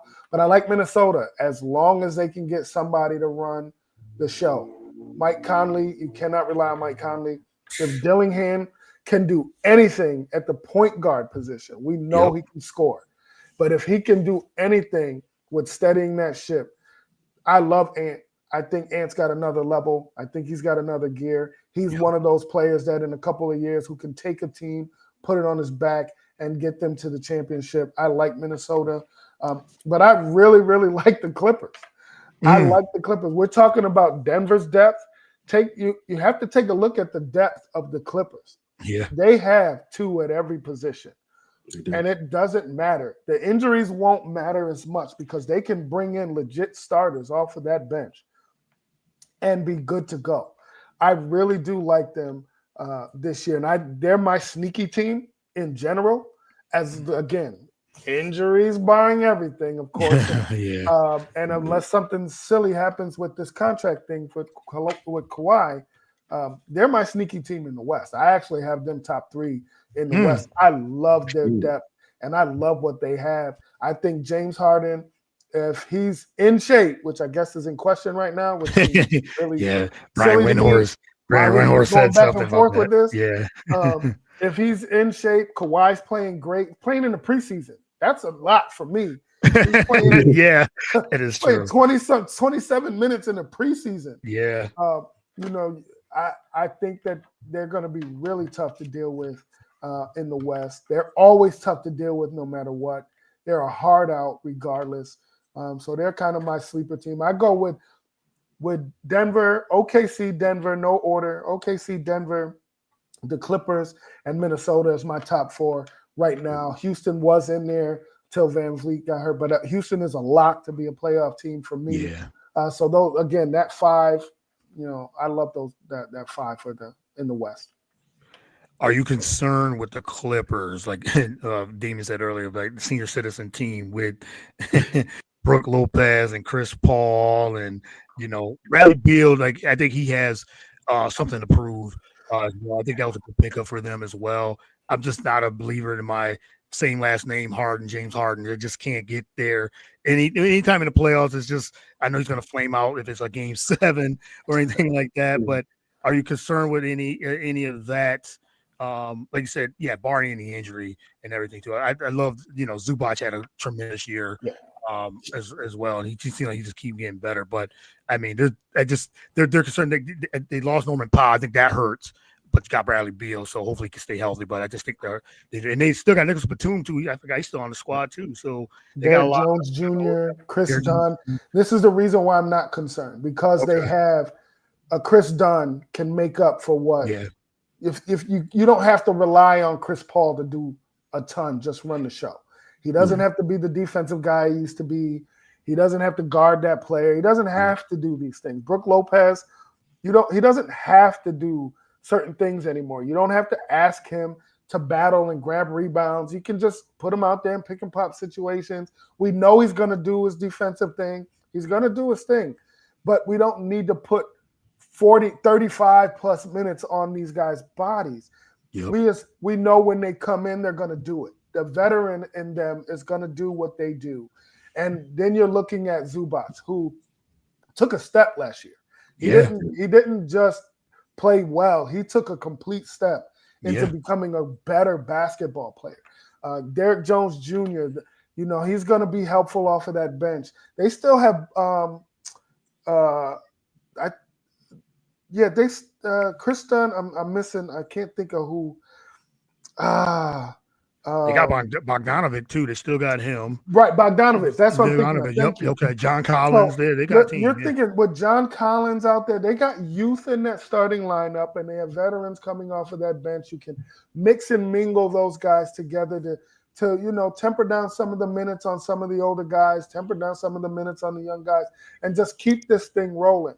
I really think they have a good mix of depth. And again, I love Ty Lue as a coach. I think he's going to find ways to do some new and innovative things to get that roster, flowing, and to keep these guys healthy and as best as he can, and to put them in great positions to win night in and night out. Yeah, I like that with Ty Lue for sure. I think Ty, especially regular season, he'll keep these guys afloat, and hopefully, he knows how to mix. And like I said, he's got a veteran-laden team, so that definitely helps, especially in this brutal West. Let's talk that next tier. You said those top five, as we said, but now you said Golden State, you got your Lakers, Dallas, with Cooper Flag. And everything too. You talk about a team, Damian. You talk about a team with size. They got some size too. Especially if they start Cooper Flag at as they saying, maybe at point guard with Clay and the bigs with AD. Man, that's gonna. You talk about some size there. That's some huge size. Maybe not much shooting except for Clay, but AD, like I said, another one. What if you stay healthy? That maybe Dallas could make some noise, and then getting Kyrie Irving back sometime this year, if they can stay afloat, I think Dallas could actually make some noise. You talk about something, the team that didn't really tank, but ended up trading Luka and ended up still getting the number one pick. I don't know how that happened, but it's just one of those things. And you get Cooper Flag, you just fall right into their lap. Cooper Flag's now with Dallas, but Golden State, the Lakers, the LeBron, I don't know. They talking maybe 10, 15 games. This might be longer. I mean, this guy's dealing with sciatica, and just reading about it and everything too. That's just something you don't hear, especially from a basketball player. And then trying to come back, and he's 43. LeBron's already 42, 43. 41 this year. 41, I meant 41. I'm aged him even more. 41. Maybe Levi looks 43, but man, I don't know. I mean, this is the Luka show. This is what they got him for. The Lakers got their guy for Luka and Luka, so we'll see what he can do. But Golden State, they were good down the stretch, but stepped out with an injury at the end of the end of the season, the playoffs, a major injury with the hamstring and everything too. So they got a lot of older guys too. But Damian, what do you think of that next tier? The Warriors, Lakers, Dallas, in that next tier. I like Dallas a lot. If Kyrie can come back and be Kyrie Irving, that's a major key for them. Because like you mentioned, they have great size. Defensively, they should be a monster defensively. Yeah. Offensively is why I worry, because the spacing at times when it comes to this particular unit. Anthony Davis, I like at the 5. He doesn't like being the 5. I like him at the 5. But they have so many bigs. He gets his wish to play the 4 because you also have Lively, you have Gafford. And their size is incredible. You wonder if it's going to be a lot of pressure on the rookie because he's walking into a situation that's very unique, right? Number 1 overall pick is normally going to a situation like Ace Bailey, for example, going to Utah. No expectation.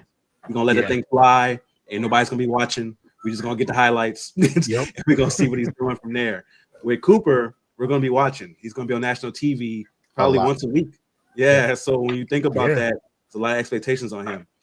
With the Lakers, like you mentioned, LeBron has an injury that it was my first time hearing that as a sports injury on the sports. Yeah, right. Normally when you hear sciatica, somebody talk about, man, my mom, she's been dealing with sciatica, my grandma.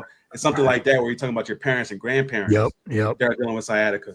And for him to be dealing with it, it makes sense because he's put a lot of miles on his body. It's year 23. So it makes sense that he's dealing with something like this. But it's not something that goes away easily. And that team, even with him, that team defensively has some challenges. A lot. You think of a lot, right? Vanderbilt can only guard so many people at one time. So how are you going to defend? Vanderbilt gonna be out there like, I got him. No, I got him. Like he only do so much. So defensively is why I worry about this team. You do got some Luka, and we've seen Luka when he's in shape be able to put up a better effort defensively. Those years where they were successful in Dallas, you saw him put better efforts defensively. So you wonder if you're going to see that in LA this year. But as far as that middle group, I liked what Jamus said about the Clippers. They do have depth. They have, just a veteran group. Like they're not going to make dumb mistakes. As far as they're not going to lose games, you're going to have to beat them. And when it comes to Dallas, they have a great team as far as the depth and the length that they have, but you need Kyrie Irving there to really put it together. And the Lakers, I find myself really worried about them as far as DeAndre Ayton. There's a reason 2 teams told DeAndre Ayton we cool. Yeah, we cool. Yeah. We good. It's all right. It was cool having you, but we good. Such a talent too, man. We'll move on. Talent, but now you got this is the year he has to prove that he can live up to it. If he doesn't do it this year, now he's going to be a journeyman who's just going to be passed from team to team for the rest of his career. He's still going to be in the NBA because he has a talent, but he's going to just be a journeyman if he's not successful this year. Is he going to roll with intention? Like when I say roll with intention, I mean roll to the basket. Score. To score. With authority to put somebody through the basket. With authority to put you through the basket. Or is he going to be doing a short roll, trying to do a little floater in the lane? Like, bro, you're 7 feet tall. You're athletic. Go dunk on somebody. Go get alley-oops. You have Luka, and when LeBron comes back, you have 2 pick-and-roll partners who are perfect for you. Austin Reeves, another great pick-and-roll partner. So you have multiple ball handlers who can make you successful if you're going to roll to the basket with intention. Are you going to defend with intention? When it comes to DeAndre Ayton, I just don't see that intention, that want to be great. I don't see that with him. So with the Lakers, I see them being a playoff team, but I just don't see them being a team that's a true contender. While in that middle group, I do see the Clippers being a team that can be that if they're healthy, of course. And also, if Kyrie comes back, Dallas could be a surprise team. Yeah, for sure. And then just to add, like you said, with Golden State in that middle group. Them too. Yeah, Jimmy Butler. It's always with him. When he's on his best behavior, everything clicks. But when are we going to get the other honorary Jimmy? And then him and Draymond. We talked about this last time. Like, can that mix? Draymond loves to talk and do all them things, and he wants this. It's the Golden State way. And Jimmy starts to fade and do all these things. Like, that can blow up. It's just a matter of like when, and then you got Steph, and then you say Al Horford there. I mean, the Warriors can be good. They can be very good for stretches, but I don't know. I don't know. I can't see them getting past the first round, but then losing in the second round, to a team they've run into a Denver or OKC or, even a Houston. They're just bad matchups for the Warriors. But you said if they can get what they got from Jimmy and that they can be a problem. I can still see them as a huge problem. But what do you think, James, of that middle group? And I'm going to add San Antonio also to that group. That's exactly what I was going to start with. Yeah. So we missed somebody in San Antonio. Yes, can't forget. Oh, I think you're on mute. I think they take that leap into the middle, into that middle group, 6, 7, 8. Victor Wembanyama is amazing. I think he's just I think he's growing coming. I think he's yeah. I think he's coming, and I don't think the league really realizes what they're in for this year. Yep. Watching him, and it's not just that he's using his strength. It's just the free flow movement of his game at 3 levels. And then what he does defensively. That looks like the best player in the league. Soon. Sleeper MVP pick. He's coming. And I think he's out for a breakout year this year. Yeah. As long as he doesn't get injured, he's a breakout player this season. So I have him with what they have. I think they have some pieces over there. Sohan, I think he hurt his wrist or something the other day. Yeah. He comes in and he does that dirty work stuff. Keldon Johnson does that dirty work stuff. Harrison Barnes just gives him that leadership. Yep. Vassell, those guys come to work. They come to play. Yeah. And we act like we watch them, and Vassell's good. He does it on both ends. He's 3-and-D. He does it on both ends. They brought in Kelly Olynyk, which I thought was a good move. That's a good for move, them. Yeah. I thought that was good. Luke Cornett, I think he's just going to bring something. That's another good move. I like what San Antonio has done. I think they're going to make a big push this year. Damian, you're right. Defensively with the Lakers, a lot to be desired. With Finney Smith, you lost that, and you're relying on Vanderbilt to guard everybody. We don't need to discuss too much. We're looking at the duo that they have to rely on. Yeah. One being 41 with a hurt back, and the other one trying to figure out whether or not he's going to be that dominant player that he's pegged to be. I don't think I think he believes he's dominant, but he hasn't done it. And I just think that the questions are going to be there this year. He's in LA. It's a bigger stage, even though he's one of the best players in the league. I think he's going to have to do a lot with LeBron in the shadow, and that's a big shadow. Yeah. And whatever they can try to create to get something from those two, it's not going to work. You're relying on fast break, getting the ball out and running, where you get Luka pitching it ahead to LeBron. Make it make sense.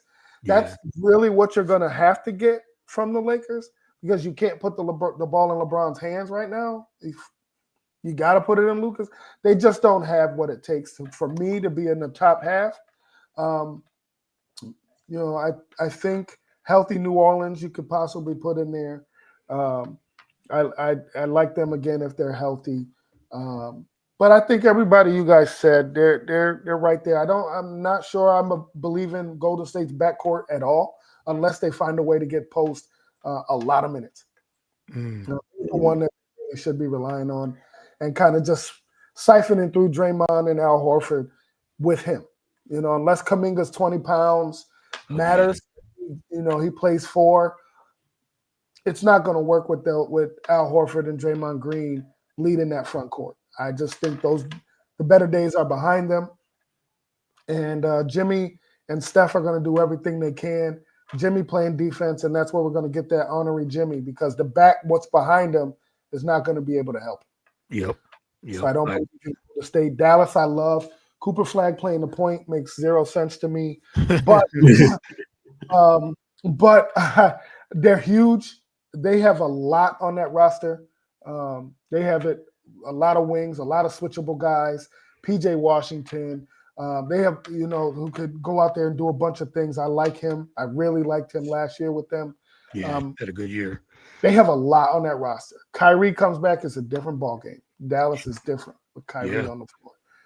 He comes out, he's Kyrie. They're a headache and they're a problem. But we're not looking for him to come back until possibly May. So we can't count on that. They're going to be good. They're going to be really good defensively. If they can get anything offensively, they're going to be really good in that middle. I still think they're going to be in that middle pack. I like them. Dallas, San Antonio. I like them in that middle pack, and then you can kind of file in anybody else you want to behind them. Yeah, and then to go back with Dallas, like you said, they got D'Angelo Russell too, so they still got D'Lo as well. So, and he, I know Kid didn't really say, if D'Lo's going to be the point. Is he going to be the backup? Is he going to be the sixth man or whatever? But I think he experimented with Cooper Flag with that big lineup, and Clay can get them anything, man, like anything.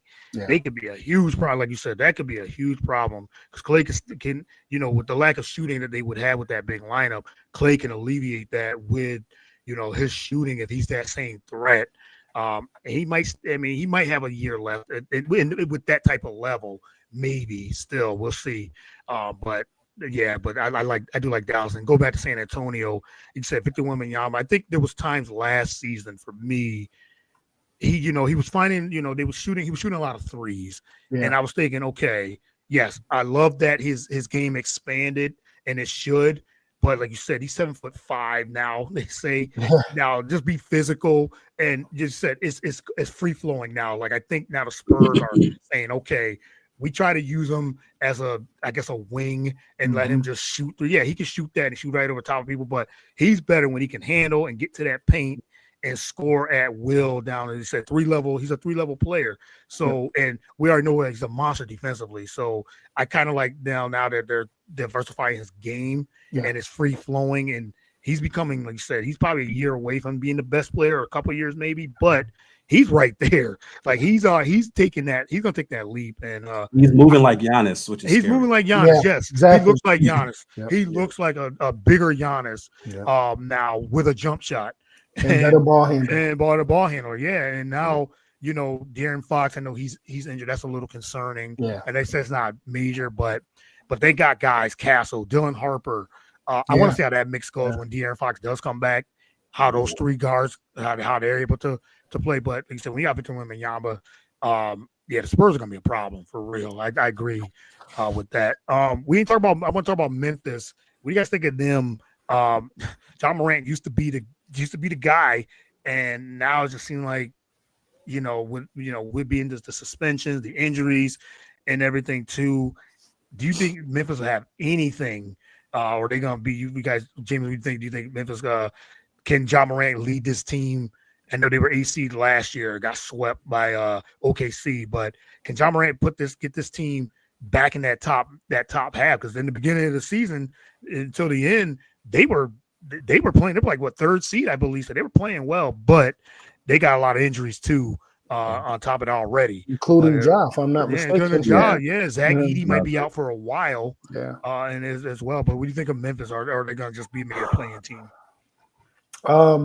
I think they're going to be a play-in team, but they're going to be difficult. I still think Ja is that guy. He is on a superstar path. I think Memphis is going to be Memphis. They're going to play tough. They're going to play hard. Jaren Jackson is going to, do what he does defensively, knocking down threes. I think he's gotten a little better offensively. Yeah. So it'd be nice to see him take a little bit more of a leap on the offensive end.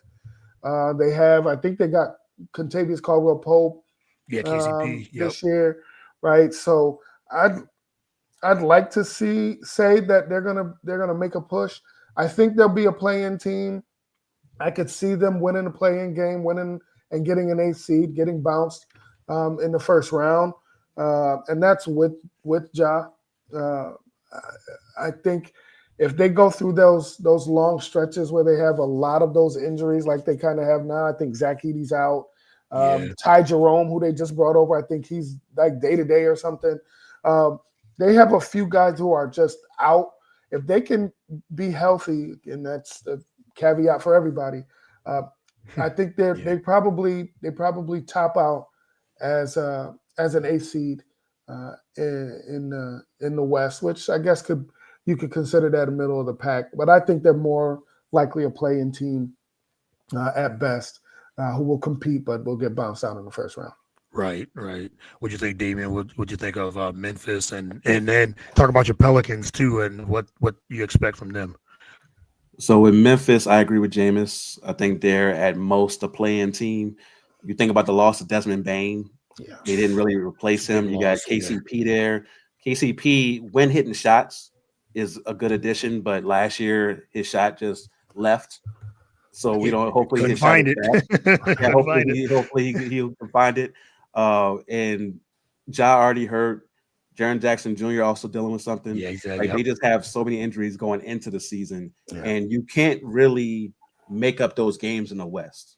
That's the thing that's going to be tough. It's going to be so tough if they fall behind and find themselves trying to get out of a hole to start the season. So I think at most they could be an 8 seed, but they'll be a play-in team. They'll be between 7 and 10. For my Pelicans, I expect us to be between 7 and 10. Hopefully, again, if healthy, I like our roster. I like that Jordan Poole, he can have his challenges, but if you tell him to do a specific thing, don't just give him the ball and let him rock. Tell him his role is to do this. He can do that. I think with New Orleans, he's going to have a specific role of pick and roll ball handler at times, spacing the floor at times, while working around Point Zion, working around Trey Murphy as the guy initiating the offense.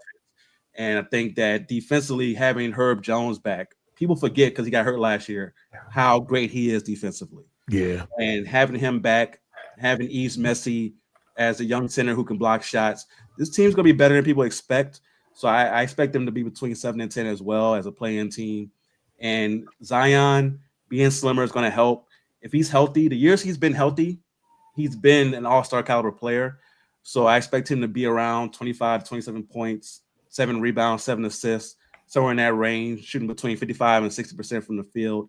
And in the preseason, he's shown some mid-range. So hopefully he carries that into the season as well.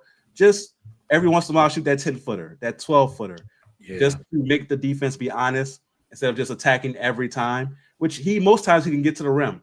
But in that matchup against Houston, like I mentioned, Houston has so much size, he was forced to take mid-range jumpers, and he hit them. It was like, okay, you can do that. Like, every once in a while, just do that 3 or 4 times a game, and it'll help your game so much. So I think that New Orleans has a good chance of being a high-end play-in team, while Memphis, at the most, is a play-in team. Right, and you said with Jordan Poole, if you guys say you keep him disciplined and said have a role, he can help them. Like for real, like I said, if you go ahead and just say, you just go ahead and shoot, you're gonna just be a wild. He'll be a Wizards. It'll be the Wizards. Jordan Poole. But if he's the the pool party, Jordan Poole when he was on Golden State, he had a role and he helped them. He helped them win that championship. During that time, I think he averaged. They said he averaged 17 points, 50%. In that playoff run with the Warriors when they won the championship in 2022. So Poole can definitely do it. He's capable. It's just that you just got to define his role and say, okay, this is what you're doing, and that's it. So yeah, he could definitely help New Orleans. And I'm, with Zion again, it's just one of those things, staying healthy. I feel like we saw this with Slim Zion, but I'm just glad he's in shape. And when he's at the top of his game, he's one of the better players. So it's good to see Zion out there healthy, dunking on people, putting people through the rim, and everything too with that bounce. We just haven't seen it enough. So it's always a wait and see for me with Zion. Damian, do you like Zion at the point for them? I like Zion running point forward. Right. I think he's a good enough playmaker to be able to do that, especially if he's surrounded by shooting. Only times where it could get a little worrisome is if you don't have the shooting around him, right? Where everybody's just packing the paint. The thing is, he has so much gravity to him, right? That even with lack of spacing, he still creates space for everybody else because you have to build a wall for him. So I like him when he's at point Zion because when you have Herb Jones who, when he's healthy, can shoot the 3-point shot. We know Trey Murphy is a knockdown shooter. Jordan Poole can shoot the ball. Even when you have Jordan Hawkins in the game coming off the bench and you have shooters around him, it can work really well. Sure. Yeah, they definitely need Dejounte Murray back.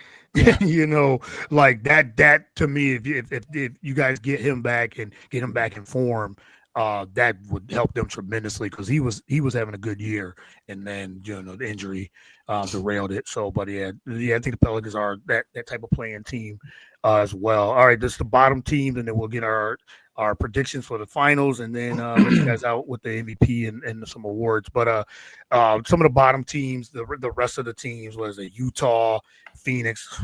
I don't know what Phoenix is going to be. I feel for Devin Booker, man. I do. I really do. And trade him. yeah, trade him. Get him out of there, man. Get him out of there. I think Portland will be better. They were yeah, they're going to be pretty good. Yeah, they were pretty good. Sacramento might be the worst team though. I don't know what that mix is with them, man. Like I don't know them in Utah. It's the Bulls 3 years ago. Yes, Bulls 3 years ago. You're right. But those 4 bottom teams.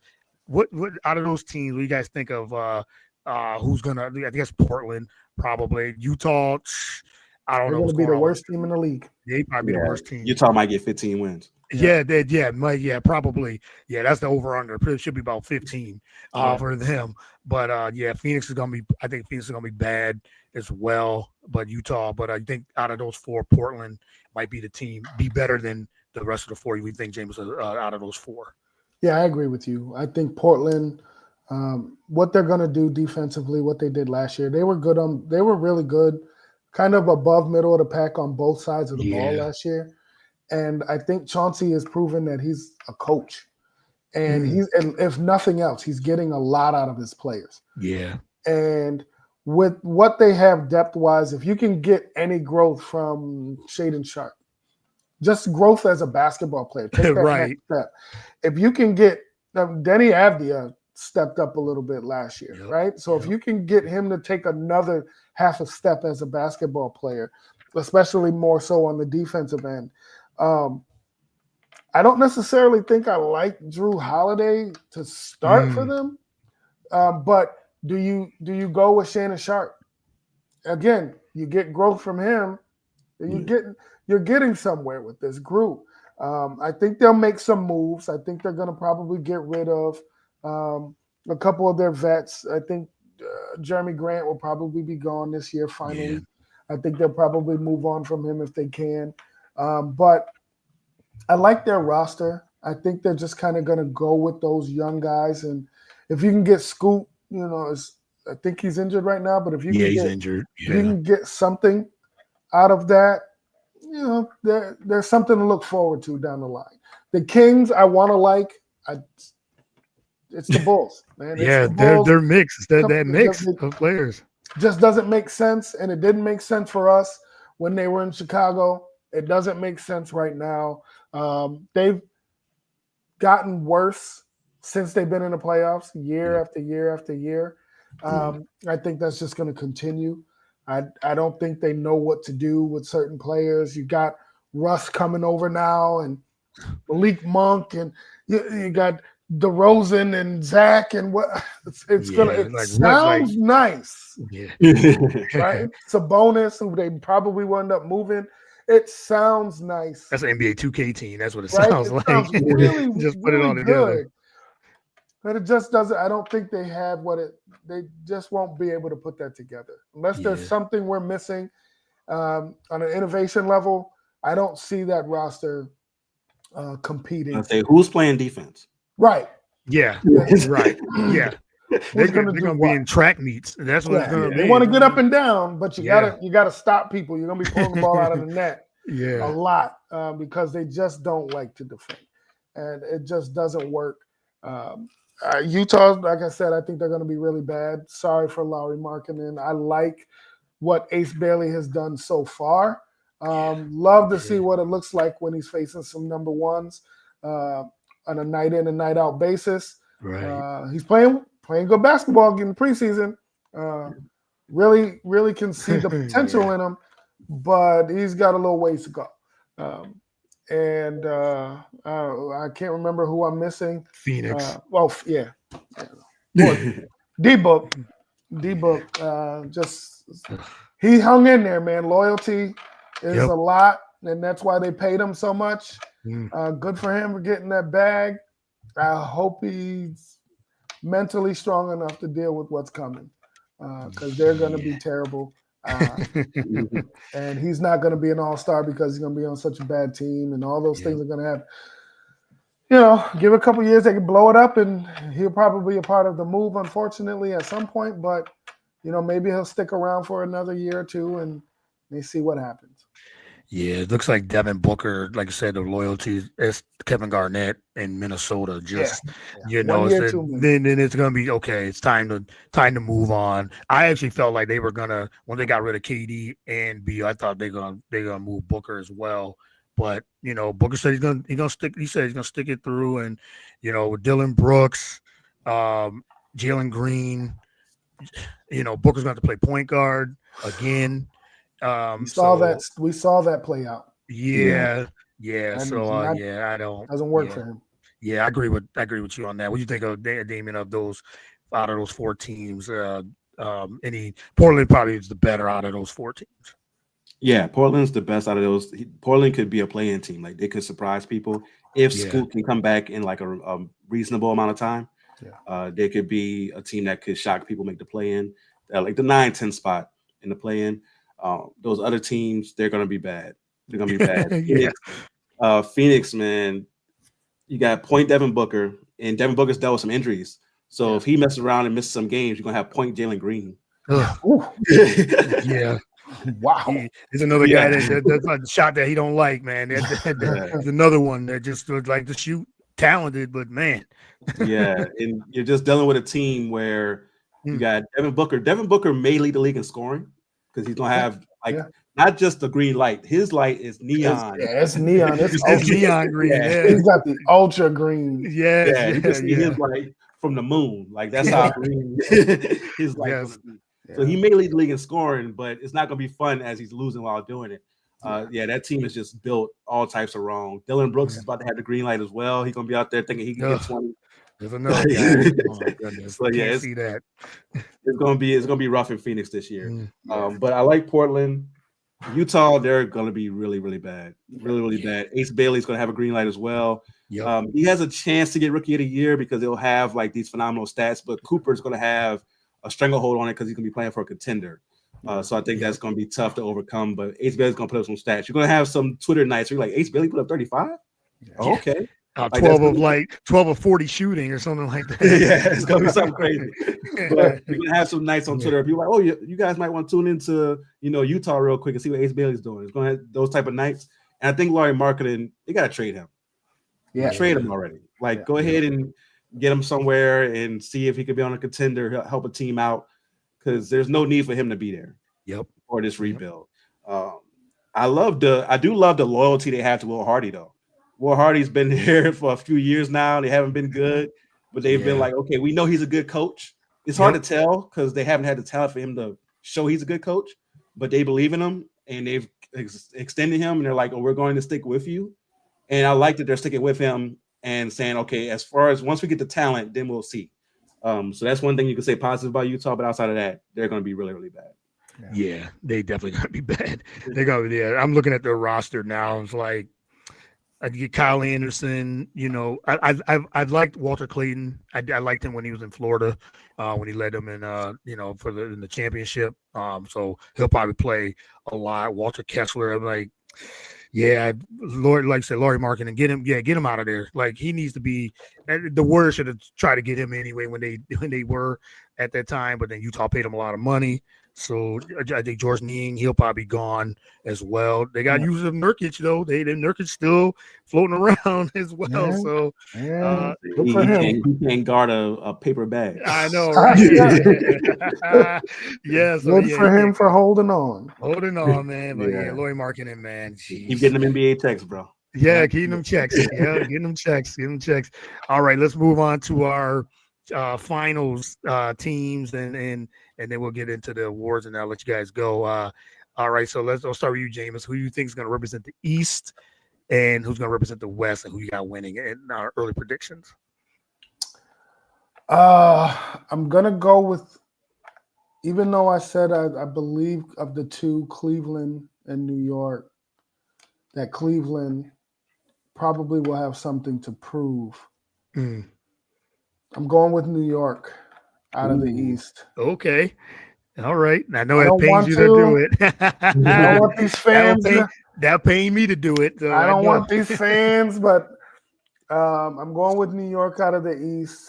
Okay. To represent, and I'm going with OKC to come back out of the West. With are we naming the champions right now? Might as well, yeah. I'm going with OKC winning back to back. In a tough series over New York. Probably win that one in 6. Okay, all right, I like that. What you think, Damian? What's your early predictions for this season? So Western Conference Finals, I'm going Denver versus OKC. I got Denver beating OKC. Denver getting to the finals. And then from the East, I'm going with the Knicks versus the Orlando Magic in the conference finals. I got the Knicks winning, and I got the Denver Nuggets defeating the New York Knicks in the NBA Finals in 6 games. I got Nikola Jokic stamping himself as a top 10 player all time this year. All time. Yeah. Wow. That's a big jump. Yeah, I love to hear it. And if he wins MVP and he does that, then there's some discussion. It'll be what, 4 MVPs? 4 MVPs. That's top 10 territory. Yeah, the numbers say so. And accolades say so. If he wins a second championship, 2 rings, 4 MVPs, that's top 10 territory right there. Yeah, that's a huge discussion for real. That's legacy there. I like Denver. I love Nikola Jokic. I got them in the conference finals, but I got OKC beating them in the conference finals as well. I think OKC will back to back, so I got them winning. The East, I got Cleveland and Orlando in the Eastern Conference Finals. And I got Cleveland coming out of the East and in a tough series with Orlando. I think the Knicks will be definitely going to be in the mix. I don't want these Knicks fans coming at me, but I'm used to it. So we used to battle with the Knicks fans all the time, Bulls, Knicks all the time. So there'll be no problem there as well. I think the Knicks will take a little bit of a step back, just a slight step, and I think either Cleveland or Orlando will beat them before they get to the conference finals. But I got OKC beating Cleveland in the finals in a tough series as well. I just think OKC, they're too deep, too good, and they got a taste of that championship. So I think they go back to back as well over Cleveland. So all right. I don't have any issues, queries with that one. I could see Orlando is definitely one that I think I have in my Eastern Conference final. Over either one of them, New York or Cleveland. I think Orlando will be the one that will upset somebody. Right. The conference finals this year. Yeah, because I thought of Detroit too. I think they're going to be in the mix as well. But I think Orlando, like I said, everyone healthy. Yeah, I think they have the pieces actually to make a huge run this season. So, all right, let's go MVP. We talk about a couple of the guys. You got SGA, Nikola Jokic, Jamus. Who you got as your MVP? Does Anthony Edwards make that next step to an MVP? Is it Victor Wembanyama? I think that's the sleeper MVP. But who do you got winning MVP? I got SGA winning MVP. I think back to back. I think he's going to do this back to back. I think because his game is going to adjust into a way where we look at him as a real leader. Okay. I don't think OKC is. It's free flowing, and we know that they love playing with each other. And he put up those good numbers, but I think you're going to see it's going to be impactful. We looked at Jalen Williams as being the defensive guy on the wing. We looked at Chet being the guy in the back. Like he had a lot of help. Yeah. I think what it's gonna come down to is the impact of what he does on the floor, on both ends of the floor. Mm-hmm. I think that's what he's gonna come out and prove, because MVP is gonna be where you see Jalen Williams step up, you see a Chet step up. Their games are gonna elevate because of SGA. And that's why I think it's Jokic-like, right? It's the idea of what Jokic does for his team. Yeah. But I think SGA is going to really you get Chet and you get Jalen Williams to ascend to all-stars because of what he does on the floor. And they're going to continue to win ball games. And he's going to have a deep impact on their winning. I'm going with him barely over Jokic, and Wembanyama is my sleeper in that MVP race. I can't even argue with that either, Ted. Not too much, because you said SGA the impact that he will have and continue to keep having, I still feel like he can ratchet up even more. And then he had a tremendous year last year, so yeah, that's gonna be to be back to back, for sure. What do you got, Damien? You think it's gonna be SGA back to back, or Nikola Jokic get his fourth MVP, or is it gonna be someone else? Anthony Edwards, Giannis? Maybe. I mean, Victor Wembanyama. I mean, Luka. I mean, there's so many good names, but who do you got win MVP? So winning, I do have Nikola Jokic getting his fourth MVP this year. I think that last year I voted for SGA, but there were a lot of people who said that it should have been Nikola Jokic because he averaged a triple-double. And this year he could put up those same numbers and they can increase in wins because they have more depth and they're going to be a better team. Because of that, I have Nikola Jokic winning.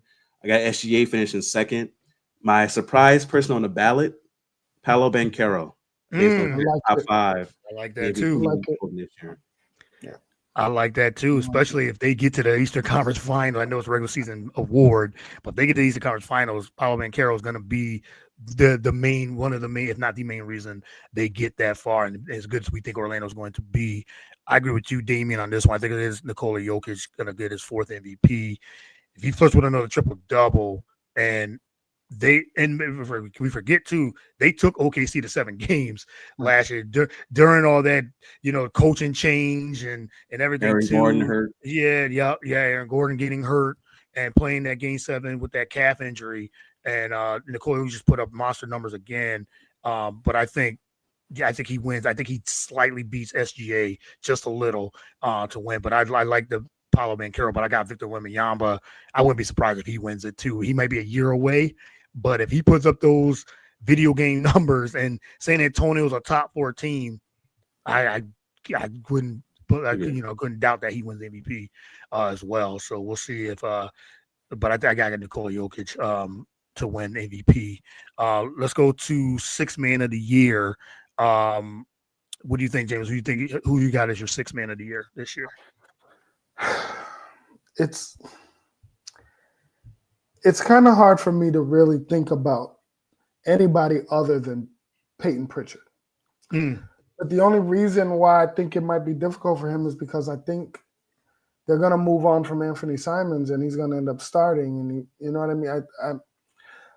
I think it's Peyton Pritchard. I think he's going to take that what he does offensively for that team. He's going to have to do even more. Yeah. He's going to be relied upon. I think the eyes were on him a lot last year and people noticed and realized who he was. I'm going to go with him winning it again. I don't think that there's anybody else that I could really see doing what he does on the basketball floor because of where Boston is and where they're going to have him coming off of that bench doing what he does. I think it's his for the taking.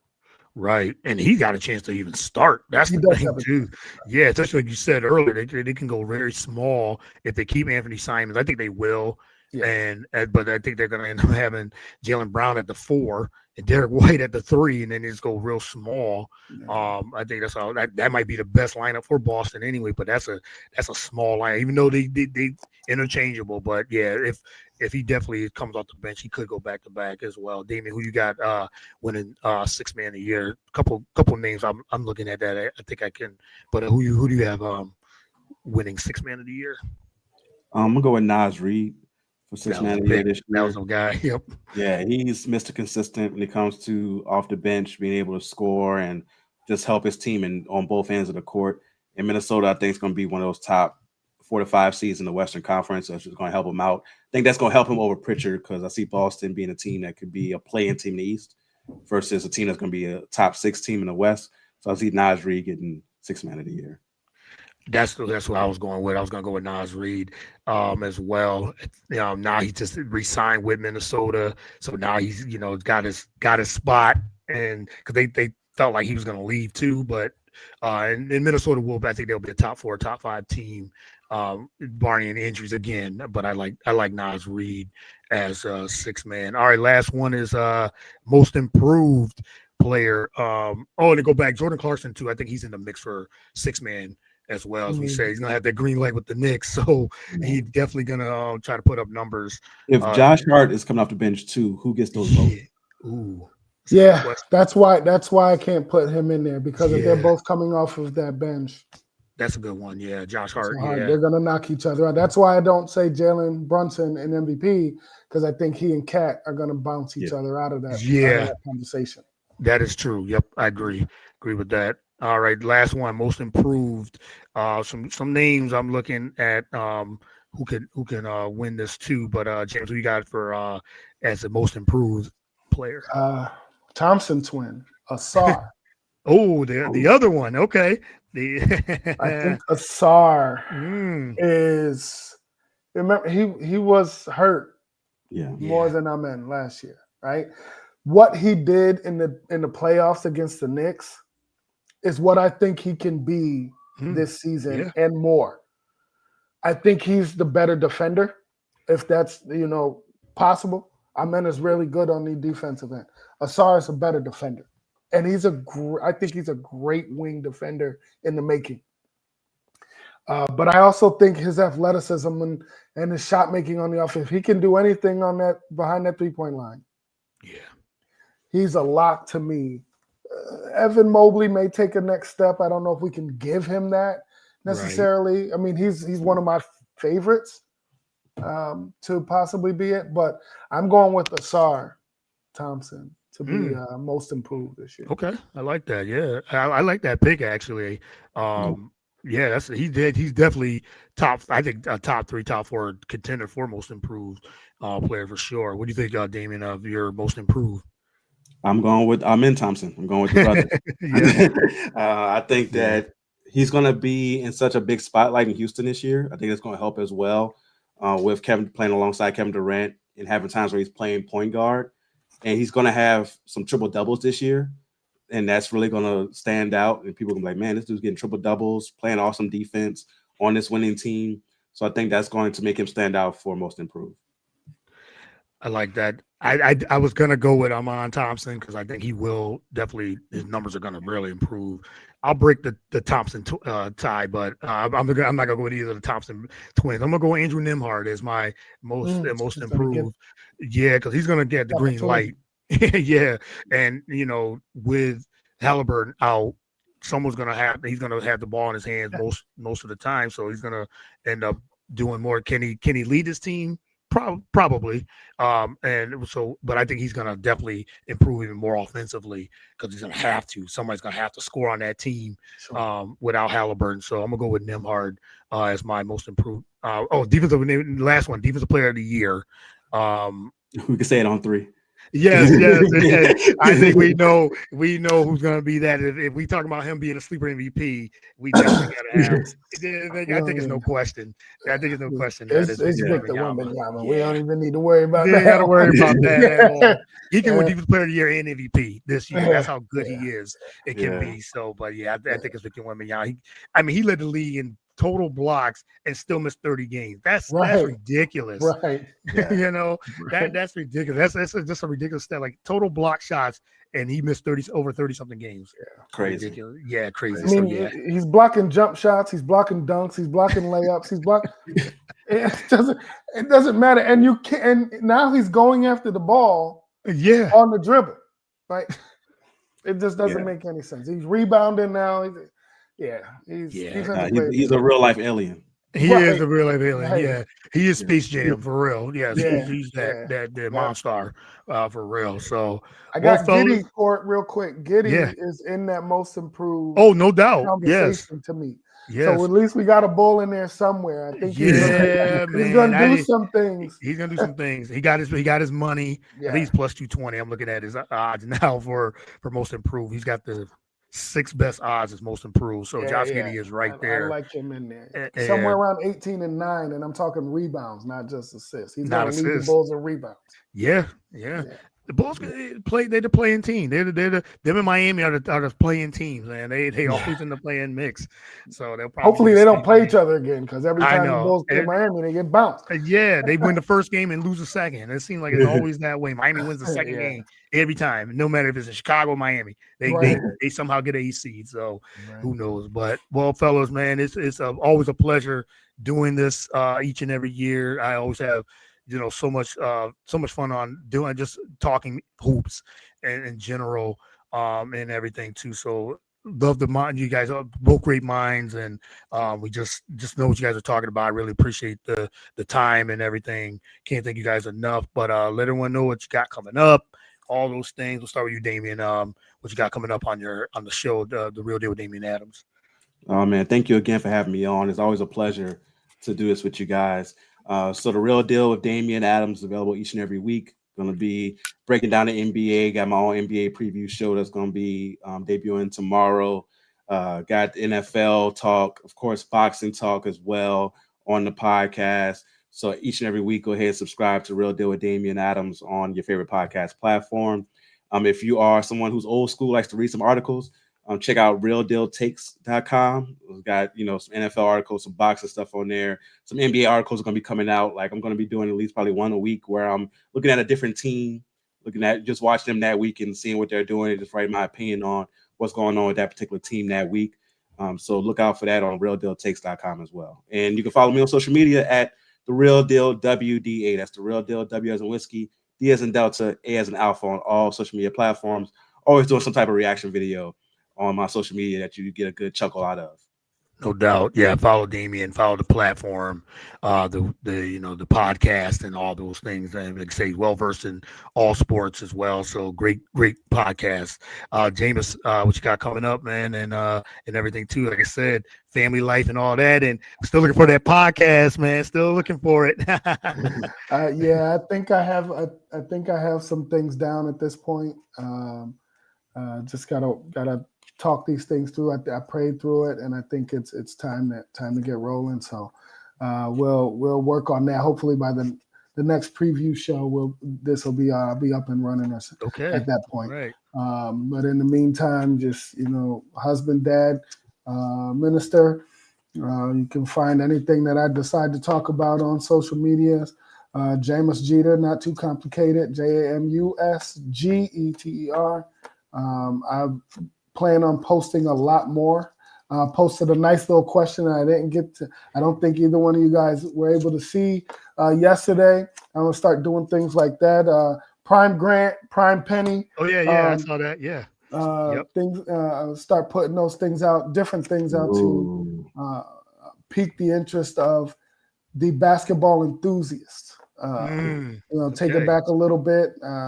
Thinking that's kind of going to be a little bit of a preview to some things that I want to work on and discuss again. Still, prayerfully, we can get those things up and going and see how it goes. I love talking basketball. There's no reason for me to be quiet about it anymore. It's what I love to do. I love everything basketball. But for now, I'll be watching my daughter prepare for her next season and get some more of these D1 offers and see where she ends up in a couple of years. So no doubt. Watching my oldest daughter run track and running around with my little one and trying to make sure I make enough time for my wife. Gotta do that. We definitely have to do that for sure. We definitely got to do that. Next time you posting those questions, man, just tag us. I will. I think I answered it. Well, let's before we let you go, let's discuss that. Prime Grant Hill, Prime Penny Hardaway. I answered it. I said Grant Hill. Much as I love. Oh yeah, you did answer. Yeah, I love Penny Hardaway. Loved Penny Hardaway when he was balling and everything too. But I just think Grant Hill was just on a different level when he was in his prime. Like this guy would cross somebody up, dunk on him, and look at him. Like I mean, when he crossed Scottie Pippen up, I was like, you a problem. Jump. Made him jump. Just cross him. He made him jump. Yeah, turn him around. And it was like, Grant Hill was on a different level when it came to that. So I think he slightly was better. Just Prime Grant was slightly better than Prime Penny. What do you think, Dame, on that? Yeah, I agree. Grant Hill, man. Oh, I kind of get sad every time I think about it because his prime, if he could have been healthy through his prime, that's Hall of Famer. Hall of Famer, man. Yeah, He was next. you talking about a potentially top 15 player all time. Yeah. If he was healthy throughout his entire prime. Yeah. That's how good Grant Hill was. Yeah. Prime Penny Hardaway was also just so good. We only got like 3 years of Penny, though. We got like 6-7 years of Grant.